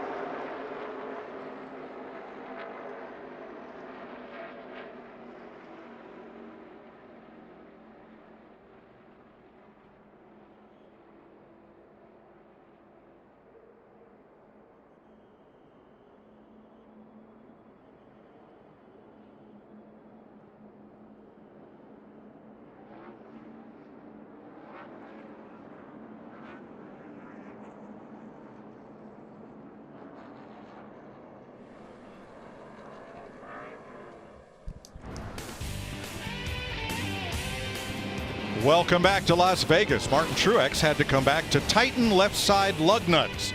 They weren't sure they were all tight. And the crew worked fast because on their stop they were really busy. Look at the front of the car where it says Las Vegas and a crewman has to touch a tire. He can't go over that wall or it'd be a penalty, and they save him. Yeah, that's why you wear a belt. Absolutely. But obviously that pit stop a little too fast for Mark Truex Jr. because they had to come back down and tighten those left side lug nuts. Going to lose some valuable track position. Here they come to the Geico restart zone to begin stage number 3. We're back under green. Oh, the Penske cars are gone. Whoa! They're gone, but now they're racing one another, and I thought that was going to turn around the 12 of Blaney as Logano went to the inside. Here comes Chase Elliott to the rear bumper. Going to go maybe 3 wide. Wow, what a pounding he gave Logano there. Woo. Byron up the outside, 5 wide. Whoa.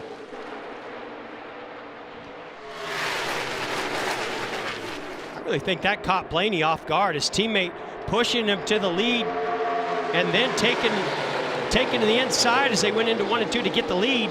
And here comes Harvick. That is a wad of cars and there. The Hendrick teammates 3 wide with Jimmy in the middle. Oh, trouble, turn 2. John Hunter Nemechek sliding down to the apron. And cautions out. Catch your breath just for a second here. You're talking to me, right? Yes, I am. Now, he had just taken the wave around to get back on the lead lap, which means he did not pit during the stage break. Now, he'll be in the middle of your picture.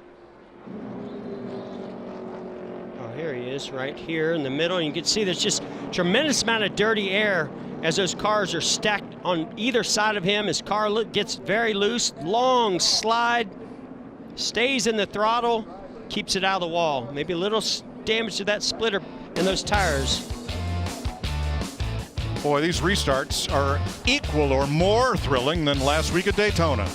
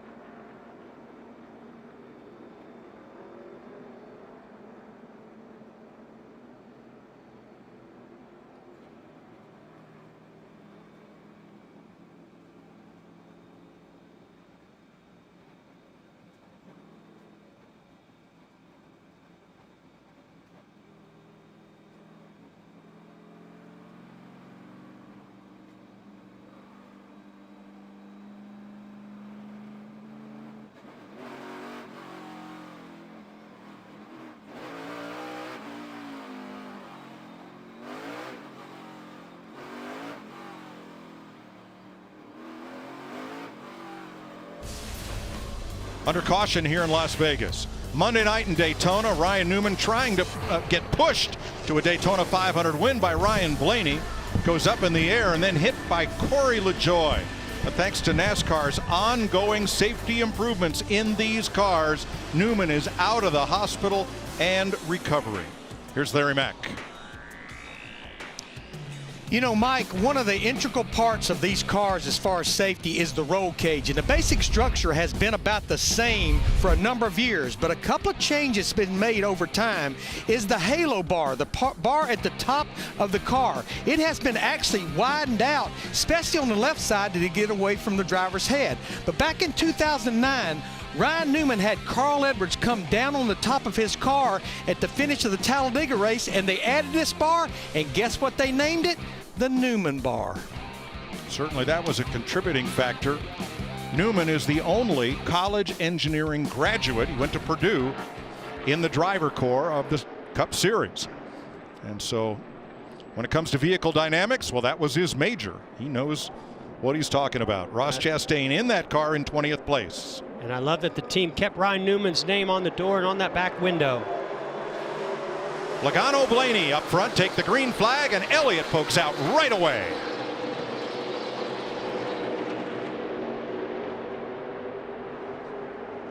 That didn't work so well for Chase. I was going to say, that didn't work out well at all. Larson got a pretty nice run. Here we go again. Now look at Truex already up there, but they're 5 wide, a little bit further back. Harvick's been really strong on these short runs. Curious if he can get to the right rear quarter panel of Logano, and he does.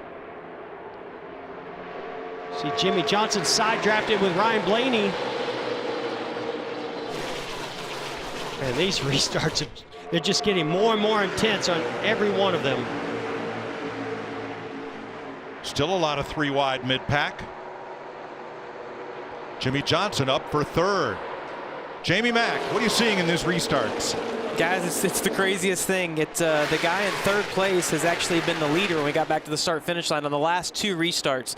I'm keeping track of that because we've talked about how wild these restarts are, and if you want the inside lane or the outside lane, I got to be honest, I don't think anybody before the race started would have said, I want to line up in third. No. Jimmy Johnson outside Chase Elliott, teammates fighting for fourth.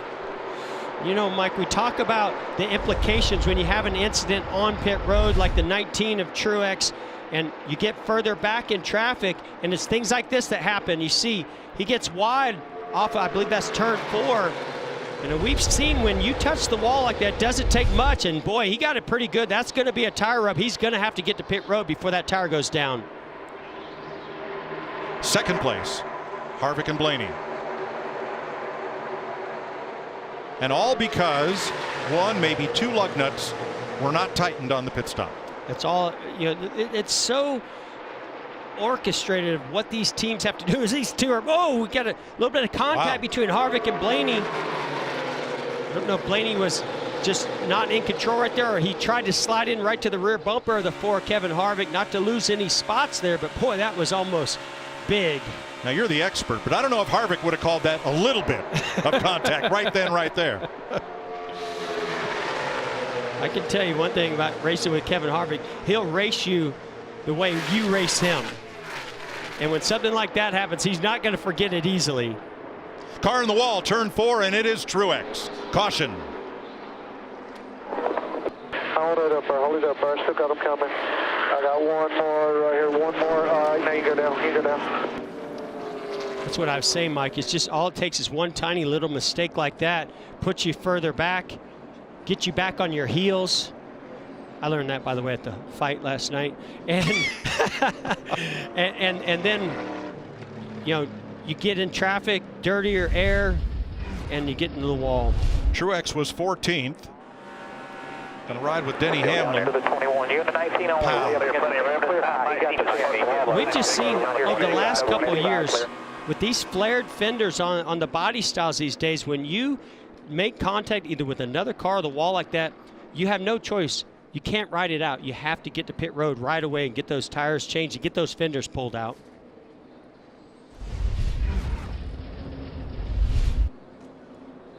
Cole Custer will get the free pass. And that will give us 28 cars on the lead lap, provided Truex is able to continue. Get the rights on it, get back out there and catch up, right? He's really coming down pit road slow. Just do rights, clearance the tires, and we'll go.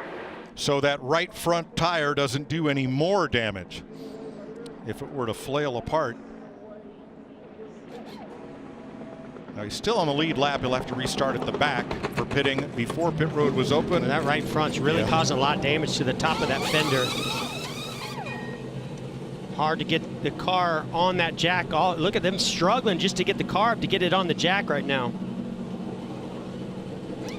So guys, we've got 26, 27 drivers on the lead lap. We've only run about 5 or 6 laps. I would say if you're at the back, come on and get 4 more tires. Adjustments, if you're up front, stay out.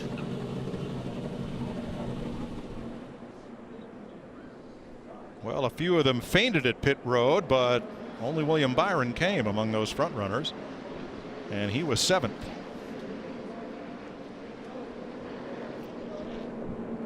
Jamie? 24 was far enough back. They decided, well, let's roll the dice and pit here, while the leaders ahead of him all decided to save a set of tires for later on, Matt. Brad Keselowski in the 2 car already over to the left side. The past 2 runs, the car has been on the free side, an air pressure adjustment on that deuce, Vince. Well, the 10 of Eric Almirola getting a chassis adjustment as well. They just haven't been able to find the sweet spot in that balance today. Remember, new crew chief Mike Bugaravich working with Almirola. Bugaravich, the former crew chief for Clint Boyer. A little tight in the box there, but Almirola is able to get it out. William Byron leads that group off pit road.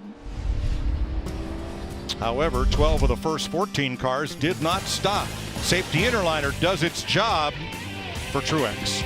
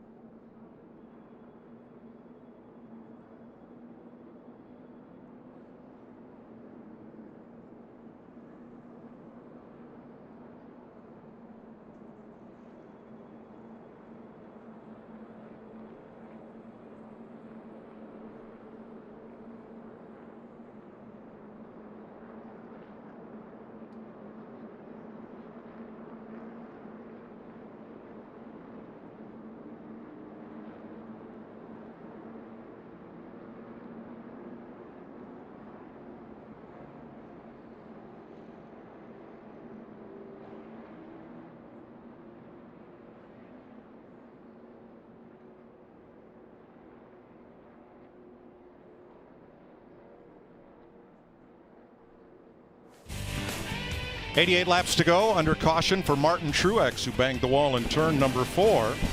Time for today's Credit One Bank ones to watch, Jeff. Well, Mike, I've got my eyes on Kevin Harvick in that 4 car. Really strong on the short runs. We've seen how important it is to be fast on these restarts and maneuver through traffic. He's got 2 wins here at Las Vegas already.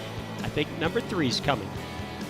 Jeff, 7-time Jimmy Johnson, 4 wins here at Las Vegas Motor Speedway, but the last one, 2010. But you know what? That old 48, he's looked racy ever since he unloaded it on Friday. Larry, I got my eyes on the 12 car of Ryan Blaney. Crew Chief Todd Gordon won this race 1 year ago. Ryan has been so calm, cool, and collected on the radio. It's been smooth sailing for these guys. Guys, mine had to start in the back. It's been a slow climb to the front, but he's in the top 10 now. It's Kyle Busch, and clearly he's always one to watch. Boys, you don't have to win every hand, just the last one. Who's had the best long run speed all day? Chase Elliott. And those are your Credit One Bank ones to watch. And Jamie, next week you have a 15-minute hold for practice for failing to take a count. Here's William Byron's radio. I gave up a few there. Sorry about Bud. Copy. Guess there were a couple more out there that I didn't see. Sorry. Important thing's going to be smart here, William. Copy. I think that's just Chad Knaus thinking he wasn't going to lose that much track position. Thought more would come with him onto pit road. Well, if you're starting 24th, you don't want to just be smart. You need to be lucky. Yes. Here we go. And again, the Penske teammates out front, Logano and Blaney. Austin Dillon to the outside. I believe that's Kyle Busch. Thought there's a little bit of contact there. Jimmy Johnson pushing the rear bumper of Ryan Blaney down the back straightaway. Here comes the 4, Kevin Harvick to the inside. Bold move by Harvick. Yeah, his car's just shown great short run speed all day long, and I like what I'm seeing with him on these restarts. And I like what I'm seeing further back, 3, 4, even 5 wide at times. Kurt Busch in 19th, Hamlin just ahead of him. Well, I thought Kurt Busch looked so good in practice yesterday. I expected a little bit more out of that team today. Ford, Chevy. See, Joey Logano was able to get to the outside of Jimmy Johnson going into turn 3. Here comes Kyle Busch. Do not count this guy out. Vince.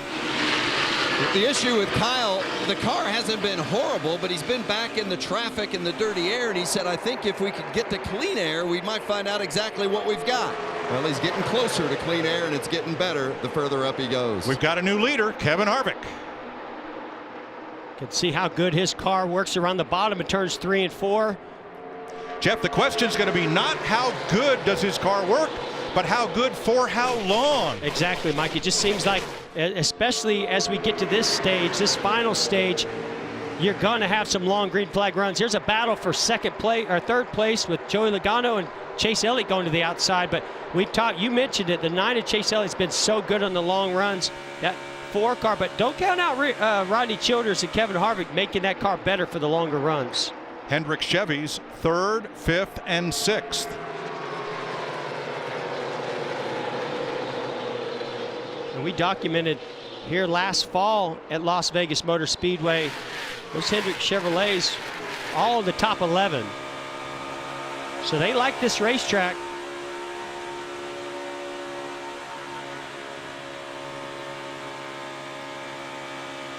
Never heard the throttle crack one time on board with Jimmy Johnson.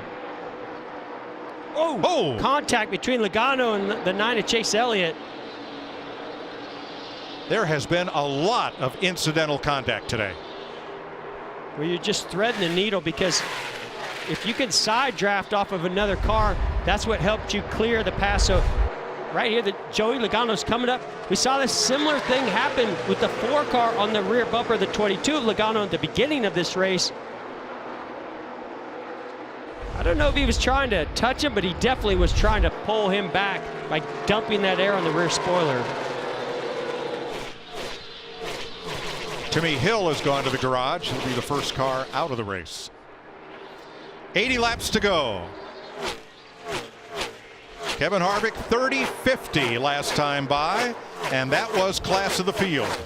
So Harvick has shown short run speed all day, but this, from what we've seen, could be a long green flag run here. See Byron with those fresh 4 tires trying to catch his teammates that are further up front. William Byron is in the best position of those that came to pit road under the caution for Truex. If this goes long green flag, at this stage of the race, this is going to pay off big for that 24 team and those others that came in and got tires.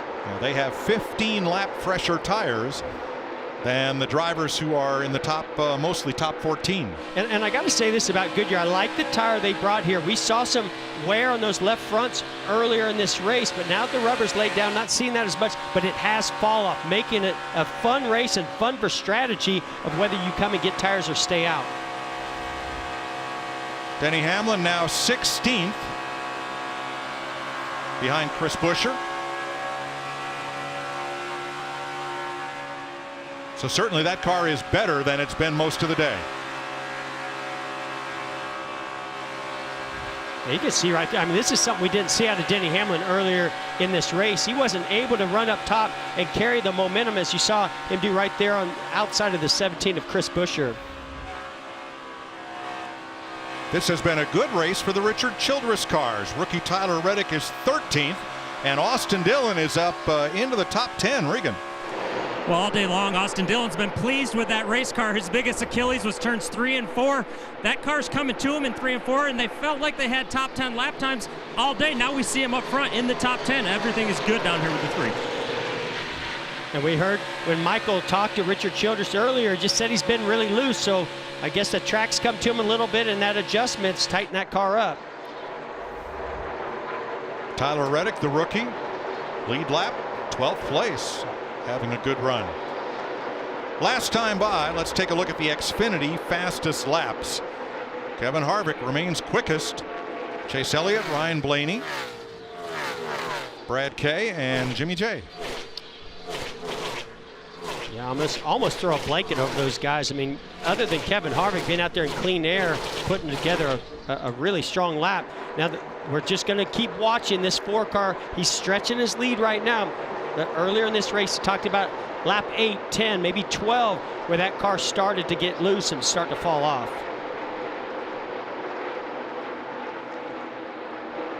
Hamlin's on the move. He's 14th. He is running 31.17. That's only about 3/10 off of Kevin Harvick's pace at the moment. Yeah, and he's still back in traffic too, Mike. I really think that battle he had with our leaders when he tried to stay in the lead lap, I think they made some adjustments. Car was better, but I think that gave him some confidence that we're seeing show up in some speed right now. So Kyle Busch has become our Toyota top performer after starting this race on the last row. Unapproved body modifications for Hamlin, Busch, and Christopher Bell. And there's where they run right now with those 4 cars all on the lead lap.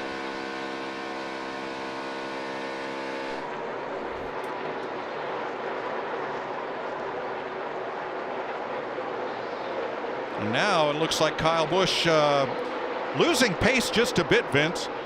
Well, they just don't have any grip. That's been the issue for Kyle during this stretch of the racing. They just don't have the grip that he needs to be able to lean on to make the passes, as you see him work up on the 3 and look to the outside of Austin Dillon, but just don't have the car that he needs to be able to take to the front. Yeah, and Vince talks about losing grip. What does that mean? Those tires and that body create all that force into the racetrack, the banking, and it gives you a sensation in the wheel and in the seat of the car planted and stuck to the racetrack. But as you start to lose grip, the right front or the right rear starts to slide, and you just can't maintain the same amount of corner speed as you could when the grip is better. Matt DiBenedetto, Jeff, is trying to shed the underdog role now that he's with the Wood brothers. He's never had a top 10 on a 1.5-mile speedway, but he could get one today in his first 1.5-mile speedway drive for the Wood brothers. 71 laps to go in Las Vegas. You'll see it all as we go Fox side by side.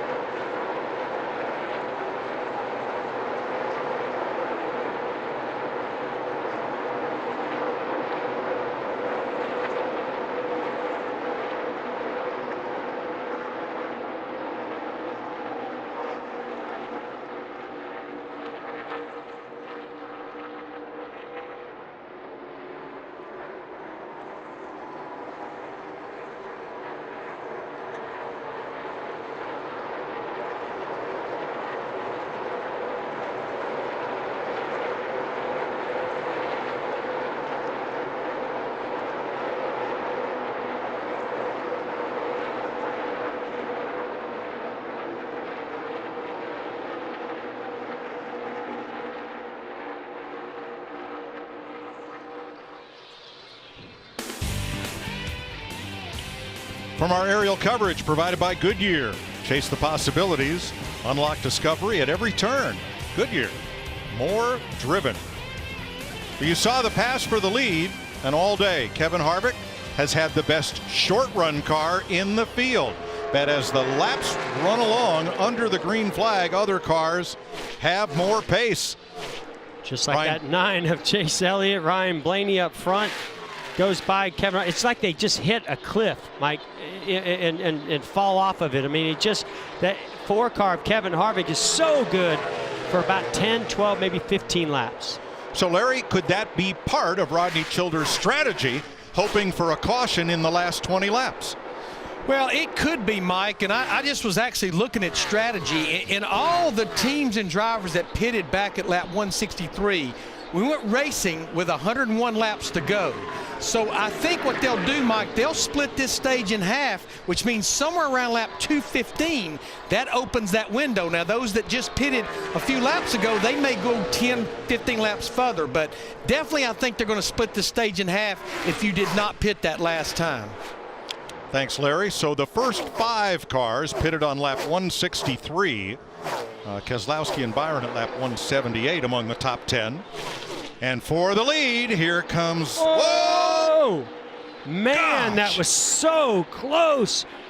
See Ryan Blaney trying to close the door on Chase Elliott. Chase Elliott not lifting one bit. And remember, guys, off the racetrack, these guys are buddies. I mean, on the track, they're fierce competitors. Boy, they'll have something to talk about tonight. As long as it doesn't get any worse than what we almost saw there, yes, they will. Right. But, boy, that 9 car is just so good on the long runs. From the Goodyear blimp. See the big run, momentum off of turn 4. Chase Elliott turns down to the bottom. Just looked like Ryan Blaney at the last second was going to try to get down to the bottom also, but Chase Elliott already there. Well, that could have been. Maybe they didn't. They didn't even touch. That's just pretty wild. That was just the bumps, the air coming off the nose of the 9. Pretty impressed with that the 12 of Blaney was able to hold on to it right there. Meanwhile, Kevin Harvick has slipped to 1.3 seconds off the lead. Regan? Well, Mike, much like earlier in the race, as soon as he got past from Ryan Blaney, came on the radio, the front tires of that race car are absolutely gone. He said it's plowing again right now. Ryan Blaney up front, he actually got held up by the lap car there. That's what allowed Chase Elliott to get the run on him. Very, very frustrated with the lap cars right now. And that's why he was probably fighting as hard as he was. He knew that he could maybe maintain that lead on Chase Elliott, but that lap car cost him some time, cost him some momentum, and allowed the 9 to close up on him of Chase Elliott. And I misspoke earlier, Mike, talking about the 4 car getting loose. Sounds like they're really struggling with that front grip after they get about 15, 20 laps on the tires. All 3 of the Penske Fords in the top 6. Brad Keselowski up 11 spots since the restart into the top half dozen. Here's Eric Almirola to pit road. Well, with 59 laps to go, they could make it from here, but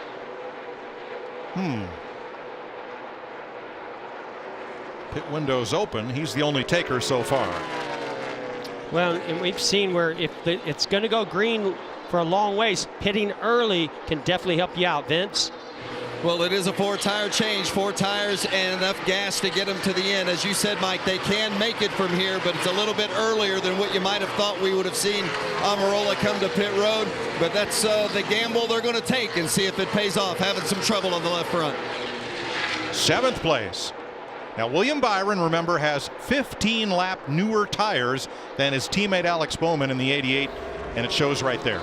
Yeah, you see Brad Keselowski, one of those others that also pitted at the same lap as William Byron, both of them coming forward. Here's Kyle Larson on pit road. And he's in that same boat of having older tires. I guess this is the reverse of the Ricky Stenhouse strategy in stage 2, where he stayed out as long as he possibly could. And again, it goes back to like Larry Mack's trends, and they see long green flag runs typically happen in this final stage in the closing laps of this race. So I think short pitting is going to benefit you.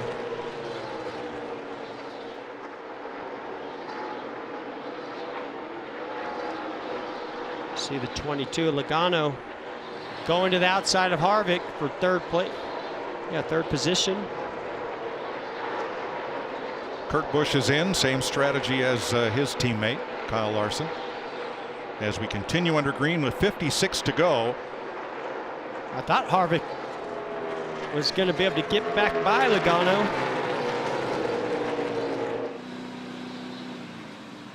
And here's the older of the Busch brothers in for his stop. Kurt Busch, Kyle Busch, and Riley Herbst, the Xfinity Series driver who is also from Las Vegas, each donated 100 tickets for military and veterans for this race. Great gesture. Absolutely. There, William Byron now closing. Now that he's gotten in some clean air, those older tires starting to really become a factor and slow these guys down. And those newer, fresher tires of the 24, Byron, he's making up some good time, as well as Brad Keselowski right ahead of him as he goes by Kevin Harvick. Keselowski and Byron are the two cars in the top 10 with the fresher tires. Yeah, there are some guys, as you point out there, Mike, that did come in and take fresher tires, but have not really been able to make much out of it, as we see Chris Buescher on pit road in his pit box. Setting up for 4 tires for Buescher. So let's review with our top 10 and show you when they were last on pit road. Only Keselowski and Byron came in when Martin Truex brought out the caution at lap 177. Now, the one thing I'm seeing that's a little bit different than some of these other guys on older tires, Chase Elliott and maybe even Ryan Blaney's in this category, they're able to maintain some really good lap times right now, close to what those guys have further back on fresh tires. And here's Byron and Keselowski even on tires, 4th and 5th. You know, no driver has ever scored his first Cup win at this racetrack. This is a tough track, Mike. I mean, we've seen where, and here comes Kevin Harvick to pit road. This track really seems to lend itself to the highest, quality drivers that have won championships. Those teams, I think it's a team effort, a pit road effort, a driver effort. It's just the combination of those championship caliber teams and drivers seem to be the ones that win here. Well, let's just not tell that to William Byron just yet. Okay? Brigham. Before Carl, Kevin Harvick has been back and forth on adjustments all day long, still not able to find what they need to make this car have long run speed. Obviously short pitting right here with the hopes that maybe they can make up a little ground here. Jamie? 22, Joey Logano, youngest driver to hit 400 Cup starts last week. Impressive run for him. A 4-tire stop. He's just been 1.5 loose all race long. They've made a little headway, but just not where they need to be to compete with the 9, who is your leader. A lot of activity on pit road. And the 24, William Byron, wanted to go ahead and come in also and get those fresh tires. Matt? And Jimmy Johnson's in. Those guys just finishing up service on that 48. Depending on whether he had a car in front or clean air, he was mostly talking about being tight. Jamie. Chase Elliott's led 69 laps today, an impressive run, better than they even anticipated the car would be. A 4-tire stop for him, a touch free, Regan. Ryan Blaney's been happy with this car this run, other than when he got behind Chase Elliott. All of a sudden, he lost the nose of the race car. That meant it stopped turning for him as good as he wanted.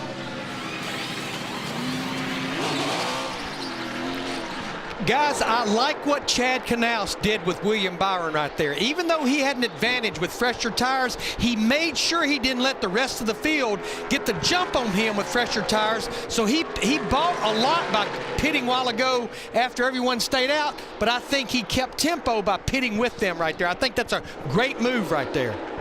Yeah, you're going to lose so much time if you let those other guys come out on fresh tires. I agree, Larry. Brian Patty's going to make a believer out of us. He's got Ricky Stenhouse out there, and his teammate Ryan Preece is in second. Truex, Nemechek, Dillon, and LaJoie, who come to pit road now. LaJoie and Dillon do, so there's 4 cars out there in front on old tires. There's Ryan Preece.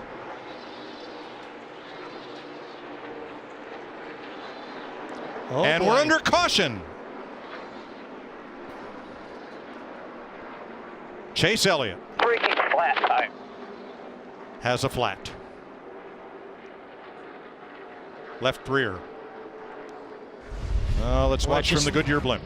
Think about how the cars that have been the strongest in this race have had trouble. Here's Chase Elliott, knows he has an issue, trying to hold on to it. Oh, a little bit of damage to that right rear.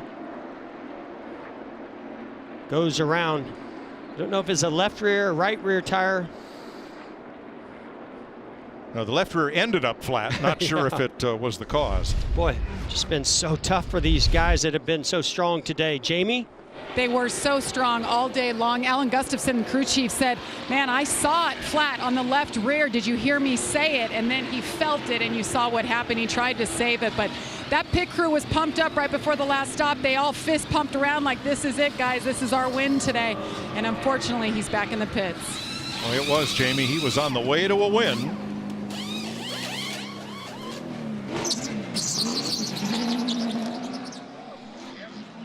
And there's the tire.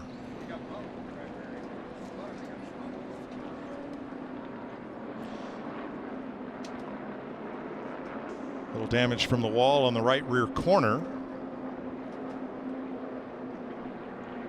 And with pit road closed, we'll remind you another huge weekend of XFL football gets started Saturday. The Seattle Dragons face off with the St. Louis Battlehawks. Saturday at 5 Eastern on Fox and on the Fox Sports app. 46 laps to go here in Las Vegas. And then about an hour after our race ends, yesterday's rained out Xfinity Series race will resume with the start of Stage 2. And you can watch that on FS2. If you don't have FS2, you can use your FS1 sign-in to watch on the Fox Sports app.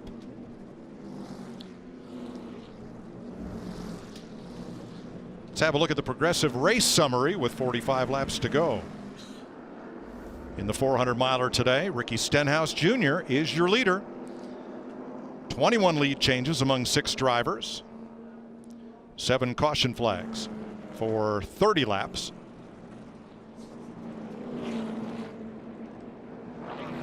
And we listened in on Kevin Harvick.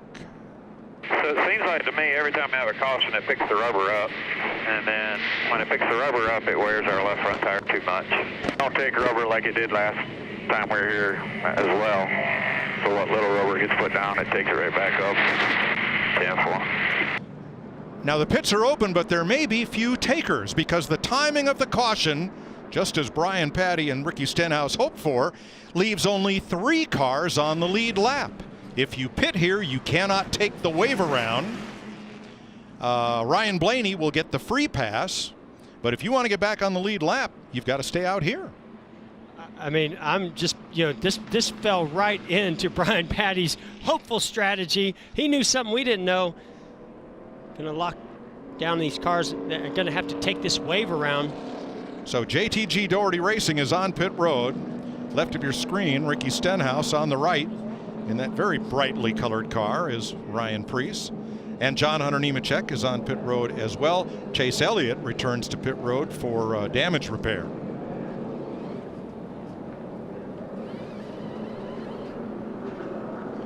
So that means only 3 lead lap cars are going to have new tires for what's bound to be a wild restart. They've been so wild all day long. How about a little restart 101 with Jamie McMurray from the Charlotte studio.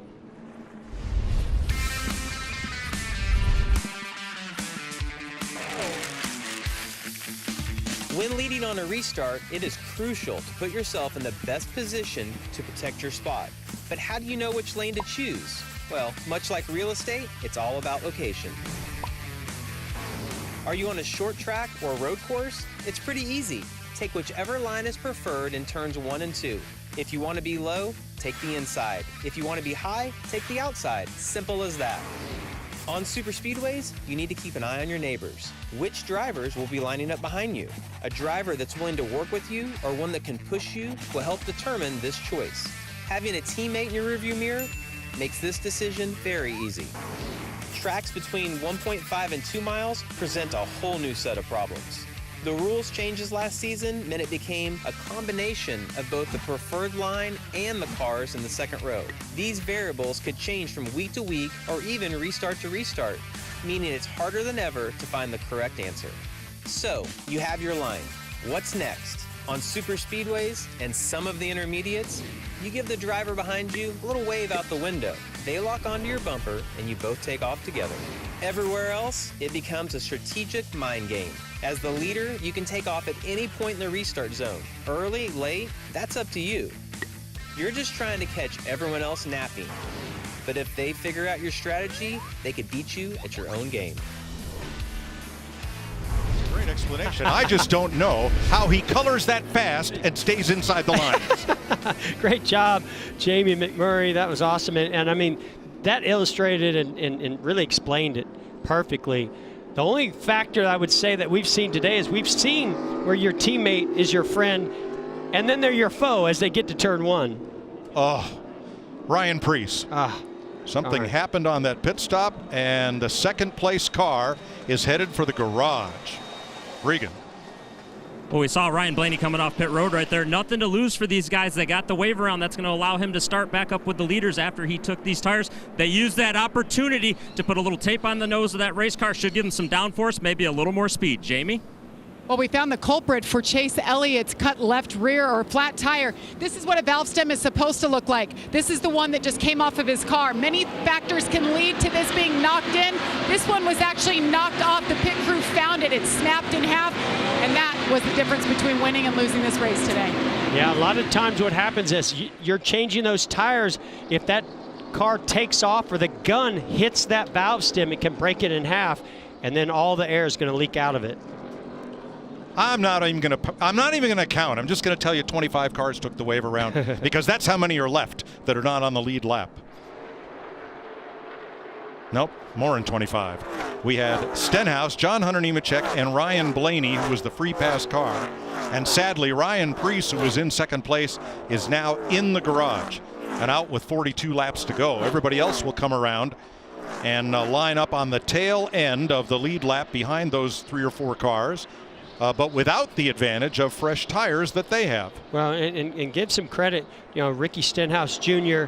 And Brian Patty, as well as John Hunter Nemechek and his crew chief Seth Barber.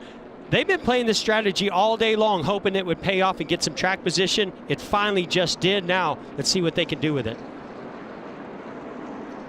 So we will restart with 25 lead lap cars. And about 5 of them at the back and 3 of them at the front. 3 of them at the front have fresh tires. Now, Mike, I'm just wondering, you got a bunch of veterans right behind these guys. They're looking at that yellow stripe on that rear bumper of John Hunter Nemechek. He has his work cut out for him to keep those guys behind him, especially Joey Logano, who's on his rear bumper. We've seen how aggressive he can be and has been already today on restarts. But John Hunter has fresh tires. Joey does not. Will that make a difference?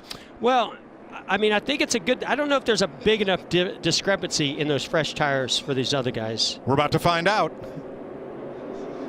Stenhouse, Nemechek, here we go, green flag.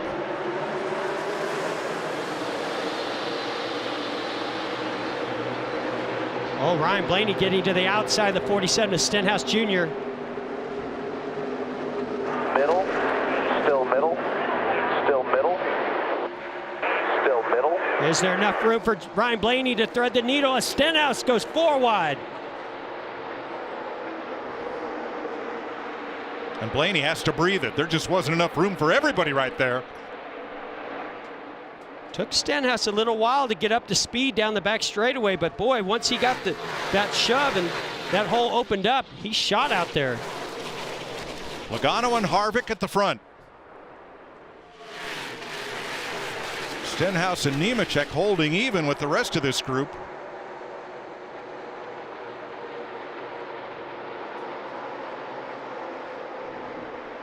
Byron with a run on the bottom and Keselowski going to the top. Boy, try to find clean air any which way you can. We've seen how out of control these cars can be when you're tucked in right behind somebody and that spoiler's punching a huge hole in the air. Kurt Busch has pitted, and so is Ross Chastain at the tail end of the lead lap.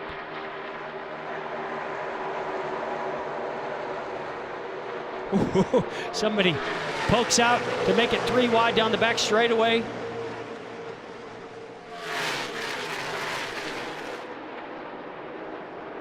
Byron still charging on the outside. With Keselowski and Byron.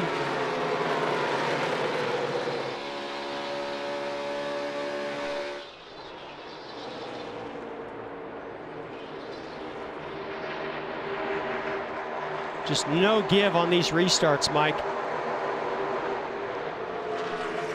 Now the third place car is Ryan Blaney. Is there an issue there, Regan? Well, he thinks he's got a tire rub on that race car right now, Mike. They looked at it, the tire, the Goodyear's rubbed off of the tire, and there is a little bit of left rear fender damage on that race car from the restart. Yeah, Regan, that's one of the big fears that all these drivers have on these restarts is they're 3 and 4 wide, and it's getting so intense that all it takes is the slightest bit of movement in a 3 or 4 wide battle to cut down one of those tires. Crossover move on his teammate Denny Hamlin by Kyle Busch. Fighting for 13th. And up front, Harvick with a run.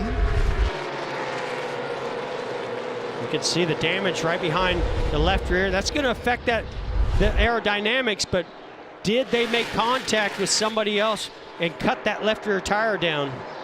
So far, so good. 6th place, Byron and Nemechek.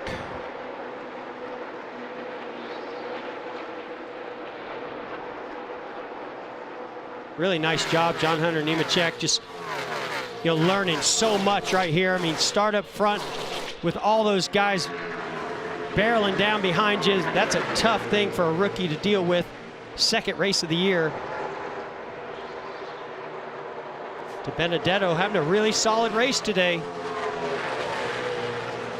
So Nemechek and Stenhouse started up front. Nemechek has settled here in 7th behind De Benedetto. Stenhouse has settled in 4th place. Yeah, he's doing an excellent job, Ricky Stenhouse Jr., maintaining in that 4th position, taking advantage of that strategy and that caution that paid off, that worked out for him.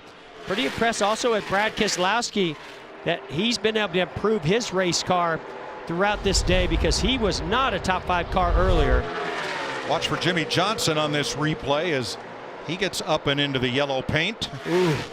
And we saw similar thing happen to the 19 of Mark Truex Jr. earlier. Is this something that could cause too much damage and cut that right side down on Jimmy Johnson? Boy, that looks very similar to what we saw earlier with Mark Truex Jr. Matt? And Jeff, as soon as that happened, his pit crew put fresh tires up on the wall just in case he had to dive down pit road so they wouldn't cut a tire down and have a day like Truex has had. Jimmy racing Kyle Busch here for 11th place. Going back to Kurt Busch and Ross Chastain, the reason they both pitted was they bounced off each other on the restart. A lot of contact. They each felt it out for a lap. Neither car working well. They came to pit road. They're both 1 lap down. And that's a smart call. You hate to do that, but that would end your race in a hurry. Boy, I just wonder what's going to happen here with Jimmy Johnson. It doesn't always take smoke inside the car for you to think that that tire's cutting down. I mean, we saw how quickly it happened with the 19 of Mark Truex Jr. earlier.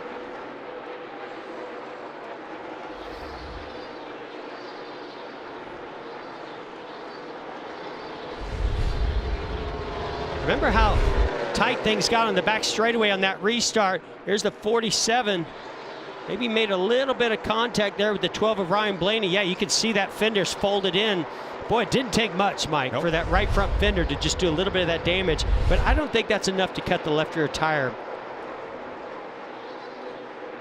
You had Truex there 15th and Tyler Reddick 16th. It's Blaney 3rd. We're going to take you Fox side by side.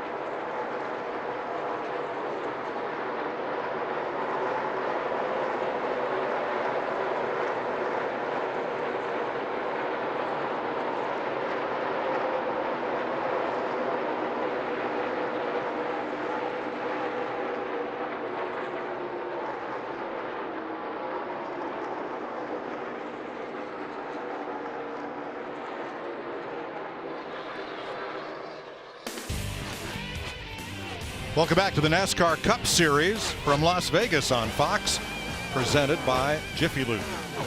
Mike Joy with Jeff Gordon watching Joey Logano and Kevin Harvick. 3 Fords actually out front, counting Ryan Blaney, with 26 laps to go.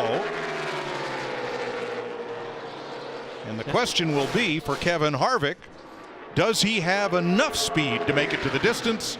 Let's first hear about the race leader, Joey Logano. Jamie. And I talked to his new crew chief, Paul Wolf, about Joey this morning, and Paul just smiles ear to ear and says, having Joey as my driver is so refreshing. He's so great with all of our team, with the guys. He's around all the time. And when it came to setups for this track, he said, Joey said, do whatever works for you. Paul Wolf on the right won this race with Brad Keselowski 3 times in the past, so Joey was open to trying something new. So together they have 4 wins, but today they're trying to win their first race together. And Jamie, I got to think that right now the guy that's smiling the biggest is Roger Penske, because he's looking like a genius. If you look at, we're 1st and 3rd with Blaney, his other his teammate, and Keselowski in 6th with all those crew chief and team changes. The captain turned 83 Thursday.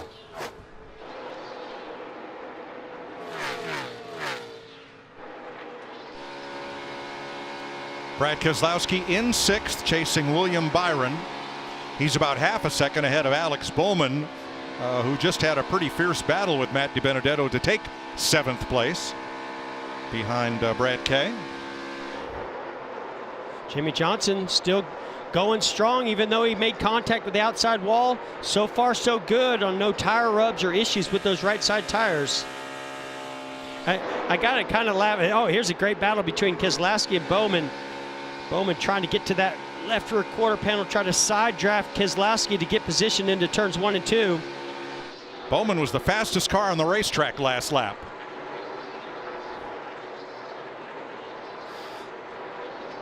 I was going to go back to Jimmy Johnson and laughing a little bit, because after he hit the wall or brushed the wall, a veteran driver knows what that may lead to, and he started running right up against the wall. Ooh, a little contact here with the 38 of John Hunter Nemechek.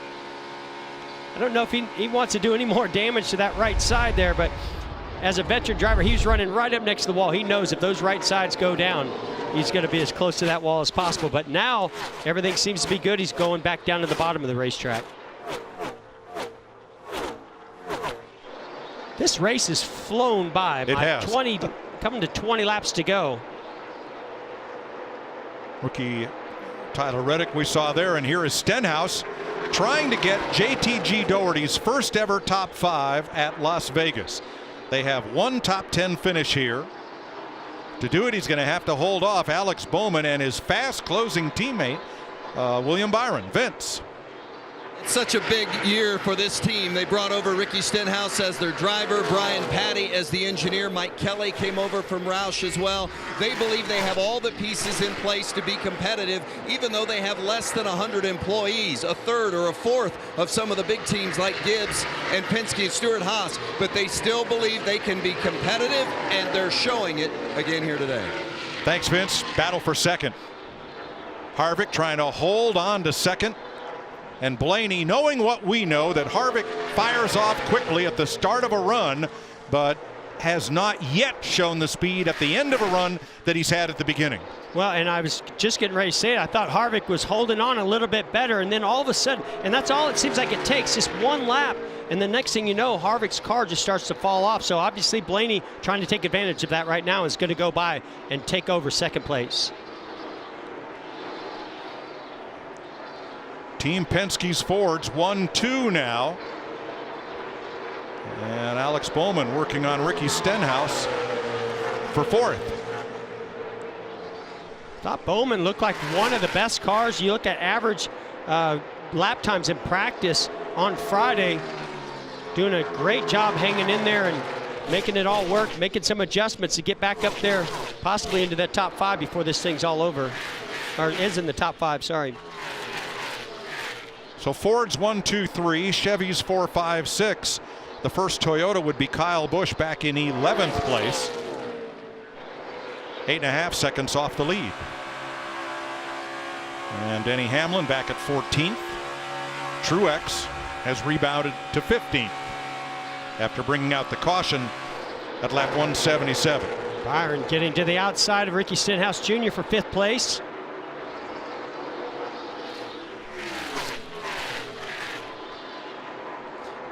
Ricky Stenhouse Jr. just never goes down without a fight.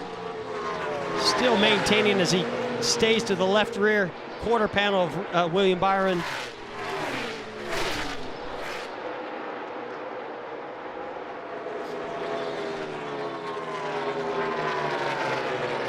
Remember, these two got together in the early laps of the Daytona 500.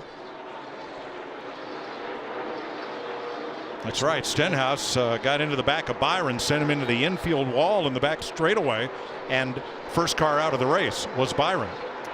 Look at this battle up front for the lead. I think Ryan Blaney is the guy to beat here as we come to 15 to go. His car looks a little bit better than Joey Logano. He's been able to watch Joey Logano, see where he's strong, see where he's weak, see if he can take advantage of it. Team Penske finished 1-2 in 2 of the last 6 races here. And the driver who had the best long run speed, Chase Elliott, he had a problem, ended up in the pits and 1 lap down after a flat tire.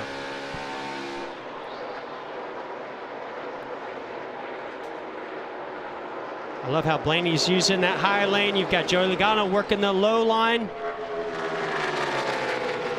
Guys, we've been watching the SMT data on the 12 and the 22, and because Ryan Blaney is running up high, like you see right there, his miles per hour is so much greater at the end of every straightaway. Look how much he runs down the 22 down that back straightaway. Yeah, but is Joey Logano going to move to the top and block it? As he does, you know, Joey's so good at watching his mirror, and Blaney, this is his shot, and he makes it happen, slides up in front of him. Great job to take the lead. Logano looking low. Blaney to hold him off, at least for the moment. Woo. That's close. What a great tonic this is for Ryan Blaney. Remember, it was his push to try to help Ryan Newman win the 500 in the last 500 feet that sent Newman airborne and to the hospital. It's been an extremely tough week for Blaney of all the drivers here. Glad that Ryan is on the mend, but winning can be the best medicine. Fastest car on the racetrack is Alex Bowman, and he has taken 3rd from Harvick. Only 11 laps to go, but he is less than a second behind the leaders. Here's his pass of Kevin Harvick for 3rd. Boy, whatever Alex Bowman has found, he is like a rocket ship. Already caught the 22 of Joey Logano. Ryan Blaney's hoping these guys run side by side for a while so he can get away. 10 to go.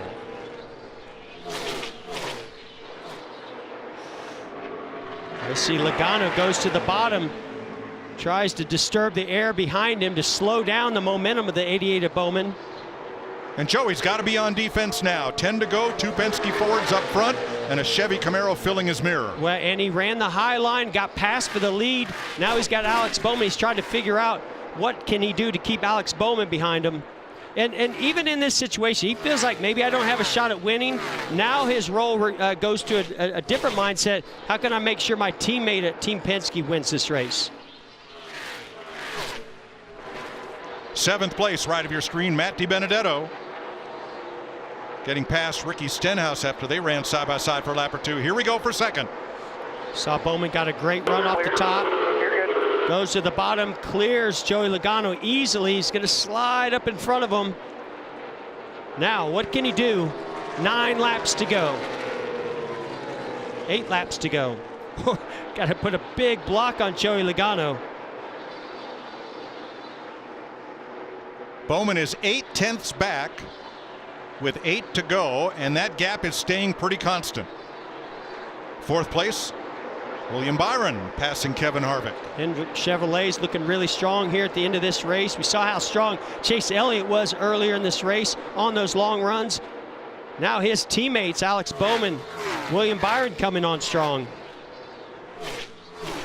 Boy, every lap car, every decision you make, low, high, middle, getting the car over the bumps, it could come down to that absolute final lap or final corner of this race. Bowman 6/10 behind. Jeff, that has got to be agonizingly close to look at that car out in front, so close and yet so far. Well, I don't know what's more agonizing, being in second, looking how close you are to the leader. Turn 2, car around, back straightaway, big slide, caution. Ross Chastain. Oh, he was having such a great day. Straight right there, straight. Luckily, just flat tires. You can, the leader's 10 back. Now he's got to try to stay on the lead lap with those flat tires, not tear up any fenders. Boy, now things get interesting, Mike. Oh. Well, you talk about a race playing into somebody's hands. Has this race just fallen right into the 4 cars lap? You mean the guy that I picked? Yeah, the right? guy that, because of those short runs? Yeah, the guy that you picked. But here's where I want to go to our crew chief, Larry McReynolds, because 5 to go. Yes, these tires are older. I would imagine these guys are going to come down pit road, but just somebody risk it. Well, Jeff, we got 23 drivers on the lead lap, and there's 35 laps on these tires. I think you're going to see some stay out here because you're only going to go back racing with 3 or 4 laps to go.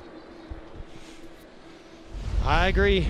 It's, what do you call it, Larry? A mixed bag we're going to see.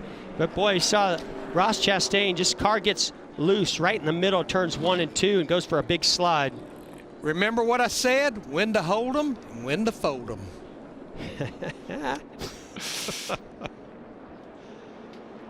Ryan Newman's name on that number 6. Steve Newmark said earlier today, no timetable for Ryan Newman's return. We know he's watching and glad that he is out of the hospital and on the mend. With Ross Chastain filling in, thanks to Chip Ganassi Racing and Chevrolet. The approval for Chastain to drive that Ford came very quickly. Everybody in this sport helps out everybody else. Decision time, Mike. Oh, some do, boy. some don't. Oh, boy. Logano stays out. Byron stays out. Here's Matt. And hearing the conversation back and forth between Bowman and Ives, there was never really much debate about whether to stay out or pit.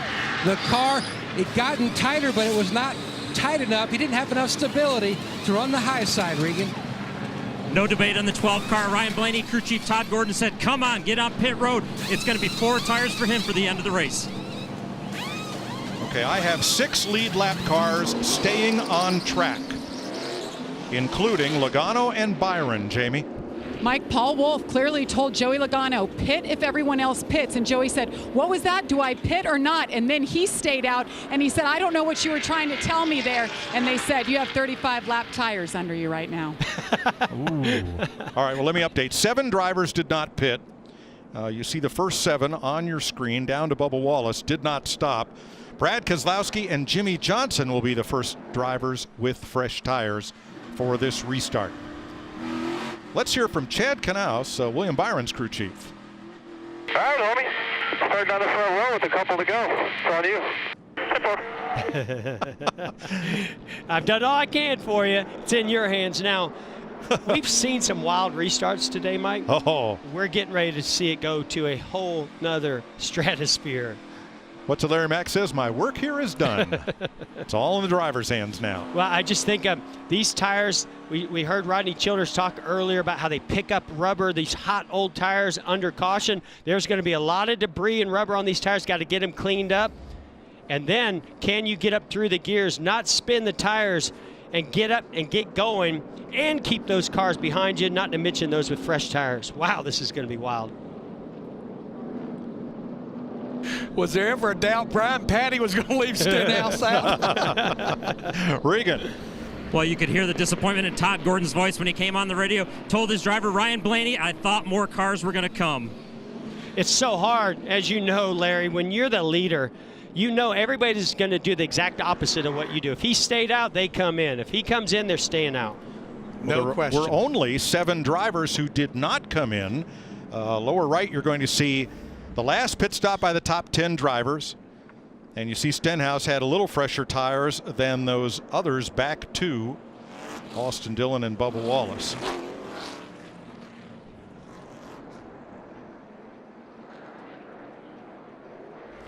To me, one of the toughest places to be on this, Mike, is that those first 2 cars lined up without new tires because you're just a sitting duck.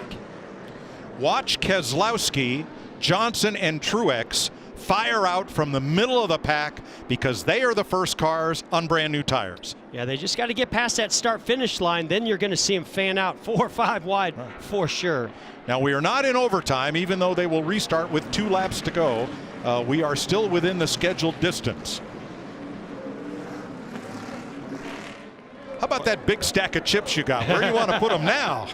Oh, my goodness. But the fans are standing up. They know this is about to be one heck of a show. 2 laps to go. Is this the final restart of the day? Green flag. Logano. Big push from Stenhouse. Byron. A little bit of help from DiBenedetto. 3 wide. DiBenedetto goes the inside of William Byron. Oh, tire rub. They made contact.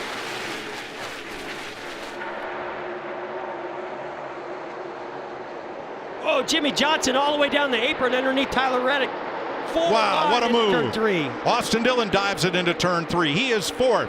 Stenhouse 3rd. Stenhouse. DiBenedetto battling behind Logano. Here they come for the white flag from Credit One Bank. Oh, tons of contact. Trouble. William Byron backing up through the field. There was contact among several drivers, and we are under caution. The race is not over. I think that tire blew on the 12 of Blaney with heavy contact and damage.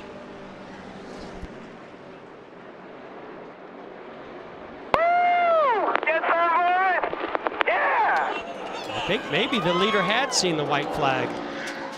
And race control has confirmed that since the leader saw the white flag under green, the next flag ends the race. That caution flag will do just that. And repeats what he did a year ago here, Joey Logano, but with that new crew chief, Paul Wolf. And what a move by DiBenedetto and Stenhouse, battling for second behind them. Great finishes for them. Austin Dillon 4th, Jimmy Johnson 5th. Some happy Joey Logano fans in the stands today. And what a crowd we've got here to see that awesome race.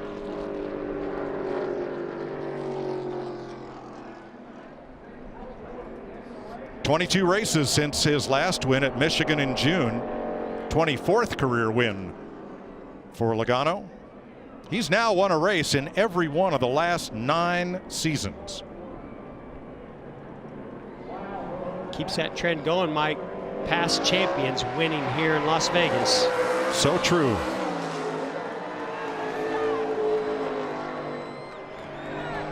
And nobody does a burnout or donuts or whatever you call it this like Joey Logano. Now, William Byron, we know, had a tire rub. We'll show you where that came from. So you see DiBenedetto goes to the inside of William Byron. William Byron already committed to the inside lane. They make contact. That fender rub now is cutting the left rear tire down on William Byron. So let's pick this up coming off turn 4. See Tyler Reddick sliding back. Oh, more contact. As you see Eric Jones, just, everybody's just going for it there. Boy, that was wild and crazy coming off of turn 4. They knew they were coming to the white flag.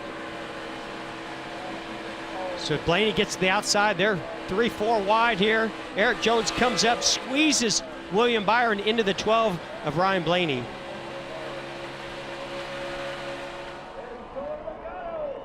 Coming to the white flag.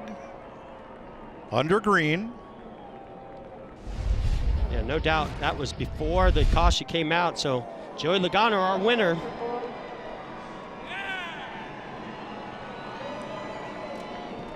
Well, I count about 6 drivers who are going to be happy leaving Las Vegas, and they're in positions 1 through 6. Everybody else not happy. I saw a lot of drivers going to be angry with the other drivers when we leave Las Vegas. Yes. Vince Welch. Well, how about that? A little bit of miscommunication there coming to that last stop, kept you out there and it paid off. What were your thoughts as that restart was about to begin? Not really sure if we were supposed to stay out or come in. I wasn't sure what I was supposed to do, but boy, we fought hard for this one today. Man, what a battle between Blaney and I and Chase Elliott, the 19 earlier in the race, and then to see this finish with Matt finishing second is great. Day for Wood Brothers and for Team Penske. So, man, nothing like winning the Pennzoil 400 in front of this amazing crowd with this awesome yellow car right here in the front.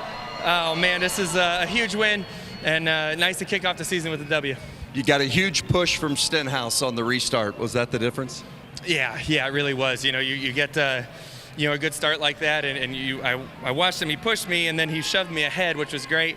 And then the block on the 24, that was the winning move. I was able to get down in front of him and then be able to separate myself a little bit from the field. Clean air was going to be key with old tires.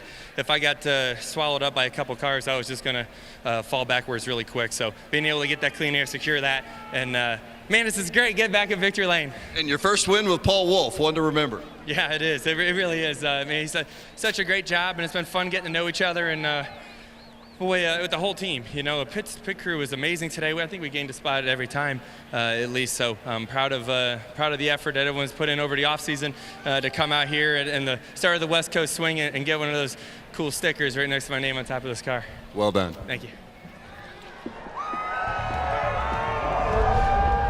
Joey Logano has won in Las Vegas, beating Matt DiBenedetto and Ricky Stenhouse to the finish line.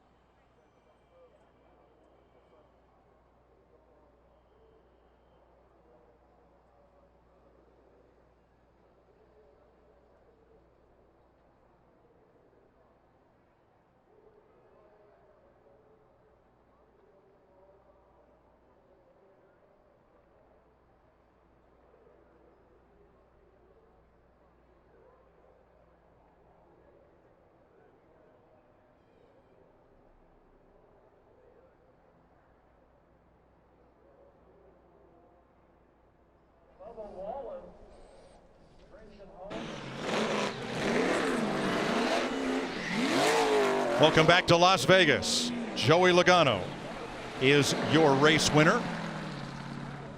Aerial coverage provided by Goodyear. For those that push the limits of possibilities, Goodyear, more driven.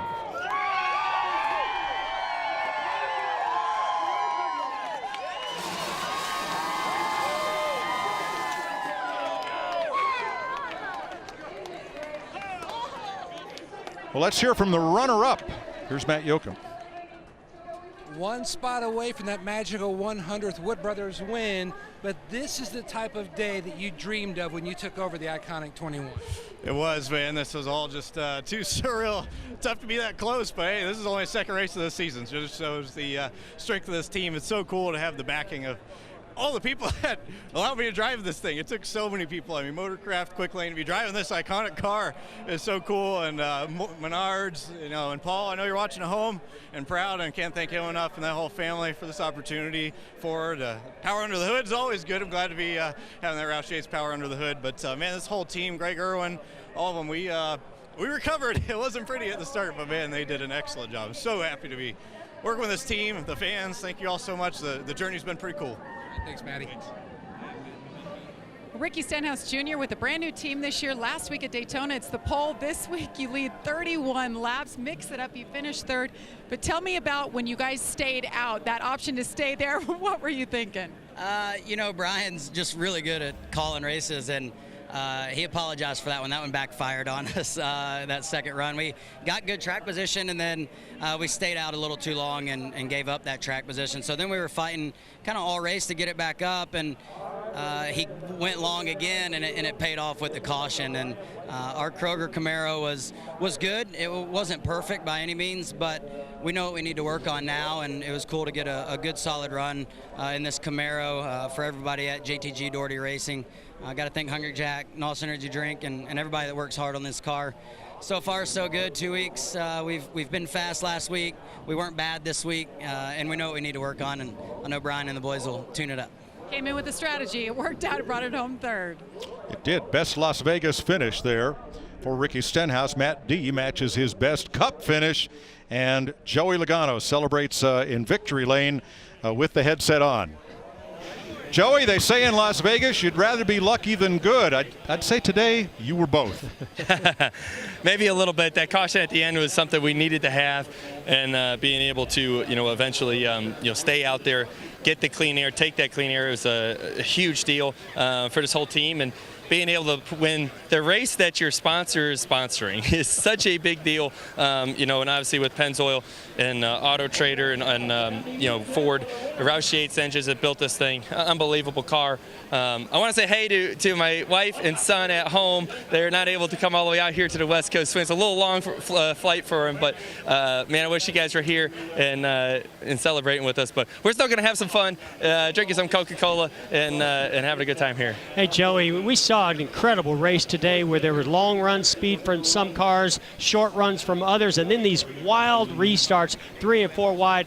How concerned were you on that final restart, not only from getting a push from Stenhouse, but these guys that took fresher tires, or what all chaos was going to break out? Yeah, like I said on the start-finish line, I needed clean air. I needed to get to the front. If you have clean air, that's enough to overcome the tires. And, that's what we were able to do, get a good push from Ricky, and it kind of pushed me out a little bit. And then I saw, I didn't see. TJ told me up in the booth or in the spotter stand to, protect the bottom. 24 was coming, made that block. That was key. And then Matt made a move on him to get to second. So once they did that, I was able to separate myself from the pack to where they couldn't draft me as much down the straightaway. And then he was able to run a couple smooth laps until you get to the checker flag. All right, go celebrate. Congratulations. Oh, we will. Thank you, guys. Joey Logano probably raced his teammate Ryan Blaney hardest of anybody he battled all day.